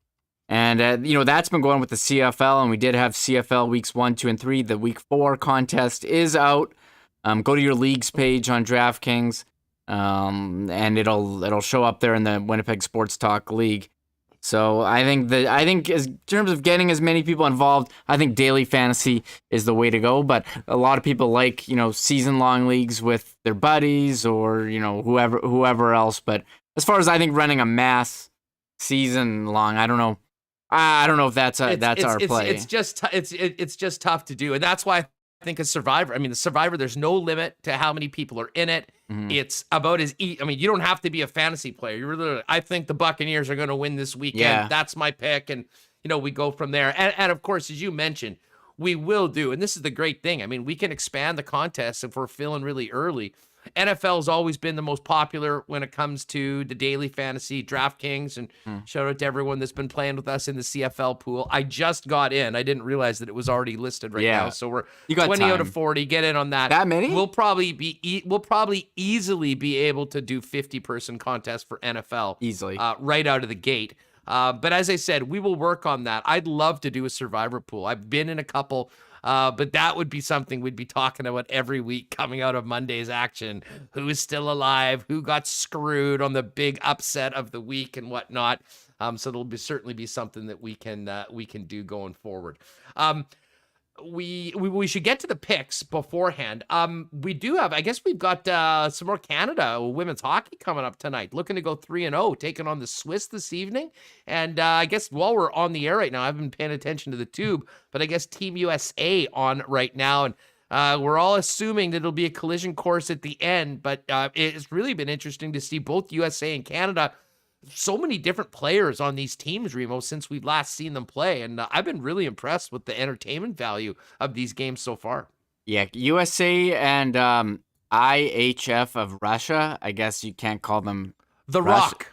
You can't call them Russia. Yeah, ROC, which is Russian Olympic Committee. So they are what done. A joke that is, by the way. Can we if you're gonna It's- ban them all for cheating, why you can't just let them come in and just say, well, we're just gonna call them something different? It's sort of the punishment sort of loses a little bit once you get to that point. But anyways, I digress. Yeah. It's ridiculous. It's like, we're not gonna call them Russia. We're gonna call them the artist formerly known as Russia. Huh, guys? You'll never figure this one out. But yeah, USA's up 3-0. So I'm waiting for the women's. I'm waiting for the Canada-US collision course, as you said, and that is something we'll definitely keep an eye on. But Canada is in action tonight, 5:00. Nice game time against Switzerland. So we'll be tuning in for that. Excellent. Do you have your selections ready for I this do. evening at Assiniboia Donws, Michael Remis? I do, and I didn't win last night. I was not a winner. I did all Quinellas, and I'm messaging with Schickster. He wants to invite into our DraftKings pool.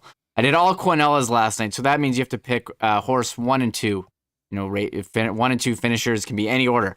Well, in each of my picks, I had 3 bets. I was able to pick the winner, but I did not get the second place winner correctly. So I was very tilted after that.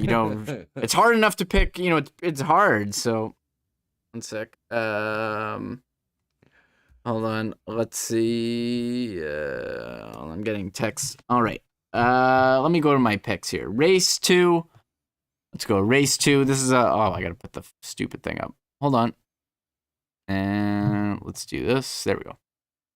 People need to see the card here on the screen. Yes, they do. They need to see the card. So, race 2, I'm picking horse 4 to win. That's a bit of a long shot. Silverado Kid.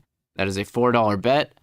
And race 4, I'm going with the Triactor Box Huss. That's how you won big. I'm going to try to win big here too. Horses 3, 4, and 6. That's Cut to Order, a Buckholey, and Commander McDivitt. And I also have race 6. I am picking a Quinella. Going back to the Quinellas. Horse 4, 6, really lucky. Crimson Bow, trying to get really lucky here. And race 7, 2-1 Quinella, Cyclone Dan, and Man of Blues. Those are my picks. All right, I am going in race number 1. I'm just going to take number 1 to win. We need VLTs, please. Every time I see that name, I crack up, and it's actually been pretty good. Finished second in its last race. I think it was part of it. Weird. It is the favorite in this one. We'll put a little sprinkle on number 1. In 2, we're going to go with the 2-5 Quinella, True Scout, and Who Wants a Cold One. In race number 3, we are doing a 3-4 Quinella, Here City Kitty, and Gold Diggin' Darlin'. Moving on to race number 1, we're going to bang out another Quinella. We're going with the number 1 horse, Rascal Candy, and the number 7 horse, Button Mushroom. And then we're going to do a $1 Triactor box in race number 5. We are going with horse 2, Wits Data Link. 3, Wit 9. The Wit horses always seems to be in the mix. So I'm going to go with 2 of those and then put them together with number 6, Sharp Contrast, for a 2-3-6 Triactor box. You can play along with us at hpibet.com, and you can, of course, see the interface right on the screen if you're watching with us on YouTube. And otherwise, get ready. The guys do a great job on YouTube as well. Sometimes I'll make my picks in the afternoon, come back, and then watch the races as if they are live on YouTube. And shout out to Kirk and Stretch for the great job they do picking some winners and giving us some tips every night at ASD Live in and around 6:30 p.m. Okay, great stuff. Remo, before we go, we hit a bunch of the other kind of top stories. The one thing we didn't talk about, which we did quite extensively yesterday, was the Toronto Blue Jays. And, we had a great chat about a real disappointing week for the Jays with Andrew Stoughton, and talked about how important it was for the Blue Jays to try to salvage something in this series against the leading White Sox in the AL Central before they, get the Tigers again and the Baltimore Orioles. And, Again, the bats have been somewhat quiet, but a big hit on a 3-0 count for Vlad Guerrero got a run in. They end up putting another one in. They don't waste a strong starting performance by Alek Manoah and get a win. And I know Blue Jays fans still know there's a long ways to go, especially with everybody else winning, Mariners, Red Sox, Yankees. But that could be a win that, kind of helps them get a little bit of forward momentum after a really disappointing week against some lesser competition. Oh, yeah. We were talking about it yesterday. I mean, you played the Tigers, you played the Nationals. You got to beat those teams. They played against a tough test yesterday. Lance Lynn, very good pitcher. Chicago, very good team. So that was a big win. And I think you can rebound. You do have games coming up against the Orioles. Thankfully, you're in their division, and they are putting in a historically bad season. So I liked Andrew Stoughton's optimism. He's like, look, this is definitely a low point, but it's not over. But there is definitely a race, and Seattle, I rock their hats every stream basically, and they've been great in these tight games. And I know the Jays in these tight games, it hasn't gone well for them. So they're looking to get back at it 6:00 tonight. I can pull up the standings here if you like us. And we can just take a look. Yes, yeah, 4.5 back. 4.5 out of it. And a big win for your Mariners last night, Reem. Yeah. Oh, yes. Definitely. Huge comeback win in the 9th inning over the A's. So there they are. They're 3 back. But, I mean, I look at run differential. You can really tell a lot about a team. -60 run differential. And I saw some stats about how well they've been hitting in high leverage spots. It's been very, very good. I've been saying, this isn't sustainable. I don't buy it, but who cares if it's sustainable or not? You've got 6 weeks left of season, and this is why people think the Jays are going to be able to make a run. Their run differential is like 4th best in the AL at a +117. So odds are they are going to rebound and put a big string together, but you can't be dropping games against the Tigers and the Nationals. Well, yeah, and I mean, those 2 extra inning games against the Tigers, I mean, the difference between winning and losing is so tight, and unfortunately, the Jays have blown a lot of teams out, but the bullpen's been a problem, and they've lost a lot of those close games. So, yeah, Jays tonight. Another thing happening tonight, if you're looking to get outside and take in a sporting event, we got a doubleheader with the Jays, with the Gold Eyes, as well as Valor FC is back looking to go 2 in a row. Valor had that great start, then they struggled. I think lost 4 in a row or so. Got a big win on the road last week. And by the way, shout out to the Valor Army. I saw a number of the photos from the game, I believe in Ottawa, and there was a great contingent of Valor fans repping the colors and supporting the squad. So that was really cool to see. 6 p.m. tonight. I believe they're taking on FC Edmonton. That is at IG Field. And of course, like all the other events, if you've got your card and got a ticket, you are good to go. So good luck to Rob Gale and Valor FC coming up tonight. A couple of other things, funny things that we'll finish up the story with. You saw the Lobsters in the Stanley Cup, Reem. We've seen poutine. We've seen the saltwater taffy. I'm not sure who it was that was out on the Maritimes that was hosting the party. But I will say the lobster Stanley Cup bake was one of the more high-end serving dishes that we've seen for the nautical delight. Here it is, keeper of the cup, tweeting out, of course a party in the Maritimes can't be without lobster. And, you get your lobster bib out. That's interesting. I don't know if they're, boiling them in there, Huss. I don't know if you can put, an element and boil water in the cup and throw the lobsters in, but sure, toss them in there. Good photo opportunity. More or less appetizing than the poutine? I'm not sure. I thought the poutine was kind of... It was kind of excessive. Too much gravy. So much gravy. It was like fry. It was like fry soup or like a cereal with gravy as the milk and fries as the cereal. So I think I'm more into this one. This one looks actually not bad.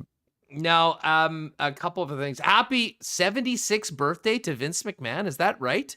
Yes. Vinnie Mac, yes. 76 years old. He still looks pretty incredible for 76, although he's not quite able to, go and fight Stone Cold or anything like that. Some of the crazy things that he did in the past. He's got a lot of work to do right now with his WWE. I think the wrestling fans in the chat will certainly know that. Now, can we get to this fake news that is being perpetrated? I said to Scott Billick, who I have great respect for as a journalist and has done a great job on the Jets and the COVID thing. I said to Scott today on Twitter, stop retweeting dangerous misinformation like the report that eating one hot dog takes 35 minutes off of your life. Remis, this is the sort of scare tactics in the media that turns people off of the MSM. Yeah, I tweeted this out on Friday, and I was like, oh, well, I'm in trouble, but it's been getting picked up, going around. Eating one hot dog, 35 minutes off of your life. News. Fake news, everybody. Someone did the math about like how many hot dogs you'd have to eat to take off a year, and it was a lot. So I was like, you know what? Maybe I'm safer than I thought. What did Joey Chestnut say when he saw this report? Well, like, has there been comment from Joey Chestnut on this alleged report? I saw Joey Chestnut was trending on Twitter today. I'm assuming this is why. Hold on, let me pull it up. I did see a video of him drinking a gallon of Gatorade. Oh, that was amazing. He took that thing down in about 8 or 9 seconds. It was absolutely incredible. I guess the comment is, the popular joke on this one is, well, I guess if this was true, Joey Chestnut would have died a long time ago. I think a lot of people are saying, well, what about Joey Chestnut? So that's probably why he's Maybe this is the reason that Kobayashi pulled a Barry Sanders and walked away from the competitive eating circuit so early with so much potential for the rest of his career. That's actually not true. It was a contract dispute with the overlords of Major League Eating. But yes, the fake news hot dog report. I'm going to have a hot dog in to go against this today and prove that, you know what? If I live 35 less minutes, it'll probably be worth it for a heck of a great dog. Spider-Man trailers trending, Remis. I actually saw this. And I will admit, I've seen none of the Spider-Man movies. I'm familiar with the tale of Spider-Man and Peter Parker. But I did watch this trailer. Are they basically just getting a do-over? Like, no one knows who he is, and they're just starting this over again? Or what? I just saw the trailer was trending, and I know a lot of people are hyped up. I haven't seen, like, any Marvel Cinematic Universe movies, like, going back to Iron Man 2. I remember the first Spider-Man movie in 2002 with Tobey Maguire, and I thought it was the coolest thing ever. I went, like, first weekend. I saw the other ones. The third one with him sucked. And then I guess because they wanted to keep the rights to make more movies, they had to come out with like another trilogy of Spider-Mans a couple years later. And I never saw those. And I guess they're doing even more Spider-Man movies. And it's like, who asked for this many Spider-Man movies? But apparently people, you put it out, people are going to go. But it was trending. People are hyped up. I don't know anything about it. I figured maybe people in chat would be interested. So I didn't even watch it. But it was... People are geeked about the Spider-Man movie. I just don't think that we need... I'm fine with the 2002 version. I thought it was great. Taylor has informed us that they're all from different multiverses, and she did it in all caps. So yeah. I think that was an authoritative statement to one of the queens of WST. And Kabilis, Jeff's just talking about how hard it is to live with a vegetarian. His wife thinks he's a savage with his meat eating. Don't show her that hot dog, the report, Jeff. Keep that out of your wife's feed. He might be handling it. Remo coming on with the Spider-Man hate. Who knew? I don't have Spider-Man hate. I just I don't know. And then MC Stuttering Buddha says, we found the two guys who aren't interested in the MCU. And usually I used to be so down. I don't know. I just don't have the time, and all the movies are the same. I don't need to see it. It's just all out of my... I have never seen any of them. It's not unique to MCU. It's just movies. I haven't watched almost any of them. And it's funny. I was on 960 with the guys, and we were kind of talking off air, and I said, no, I haven't seen it. I ended up getting shamed big time on the station. And then some people at the Bomber game last Friday were listening in Calgary, confronted me on this, and I had to admit to never seeing Good Will Hunting, Shawshank Redemption, a number of the classics, and they looked at me like I was nuts. I love I love saying I haven't seen movies. Slapshot. I love telling people I never saw Slapshot. That's embarrassing. I will say. That's the one. Almost. And now I did you move to Canada at 27, 28? I mean, how did that happen? Especially such a hockey guy. growing up, I was always really ageist. My dad would take me to like Rogers Video and go through the videos, and I'd be like, that movie's old. I don't want to see that. And now it's just like keeping up with I just like telling people I haven't seen it. So then and you get such a good reaction. Now I'm like, I don't want to see it because then I don't have a thing. And like, there's other good movies that like Gladiator I never saw, and some other top ones. It's fun to tell people you haven't seen them. All right, we got to get this pod up for everyone for their drive home. But the final story today, and this is maybe one of the best / funniest things I have heard in a long, long time. But longtime NBA star J.R. Smith. Yeah, J.R., remember the Cavs, LeBron, what the hell, kind of sleeping. A guy that spent a week after winning the championship without a shirt on, and I think liked to smoke his fair share of blunts. He's retired now and is going back to school. This should be a reality show on its own, J.R. Smith back to school. But J.R. is enrolled at North Carolina A&T to finish his college degree. That in itself isn't that noteworthy, Reem. What is, though, is that the NCAA has officially cleared J.R. Smith to play golf at North Carolina A&T. So I am imagining next year the college golf team, probably a 19, 20, 21-year-old, and longtime NBA star and NBA champion J.R. Smith hitting the links representing their school. This needs to have a reality show. Yes, 100%. And I wonder if we'll see more of this, Huss, because they got rid of the name and likeness rules where you can earn money, and so I guess eligibility, everyone's eligible now. Isn't that how it works? So I think that's pretty cool, to be honest. Good for him. Well, it really is neat. And like I said, I've been a fan of JR. He's a hilarious character and has been involved in some very funny situations, sometimes maybe not so funny to JR. But I am infinitely more interested in the North Carolina A&T golf season coming up with J.R. Smith. Listen, it's been a great show today. Thanks to Derek Taylor. Thanks to Jamie Thomas for coming on. And again, thanks to everyone that's with us. If you are still with us, make sure you hit that thumbs up button. If you haven't subscribed, hit the subscribe button. Thanks to everyone listening on podcast. Rate and review if you can. Throw a 5-star rating in and a little comment for the guys. That always helps out as well. And of course, our sponsors, Canadian Club, Royal Sports, the Nick and Nicky DQ Group, Paramount Services Limited, Not Autocorp, Boston Pizza, Little Brown Jug Brewing, Assiniboia Donws, Breezy Bend Country Club, and Cool Bet Canada. The one thing I didn't do, I should just on the way out, quick update on those Cool Bet lines. Jays tonight, -119, slight favorites over the White Sox.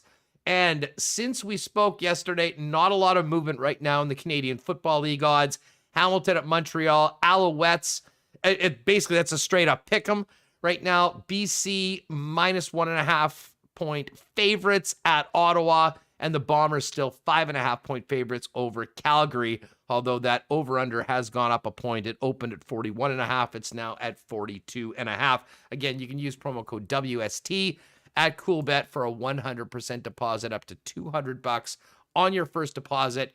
A great thing to do if you want to get ready to put some sprinkles down for NFL season.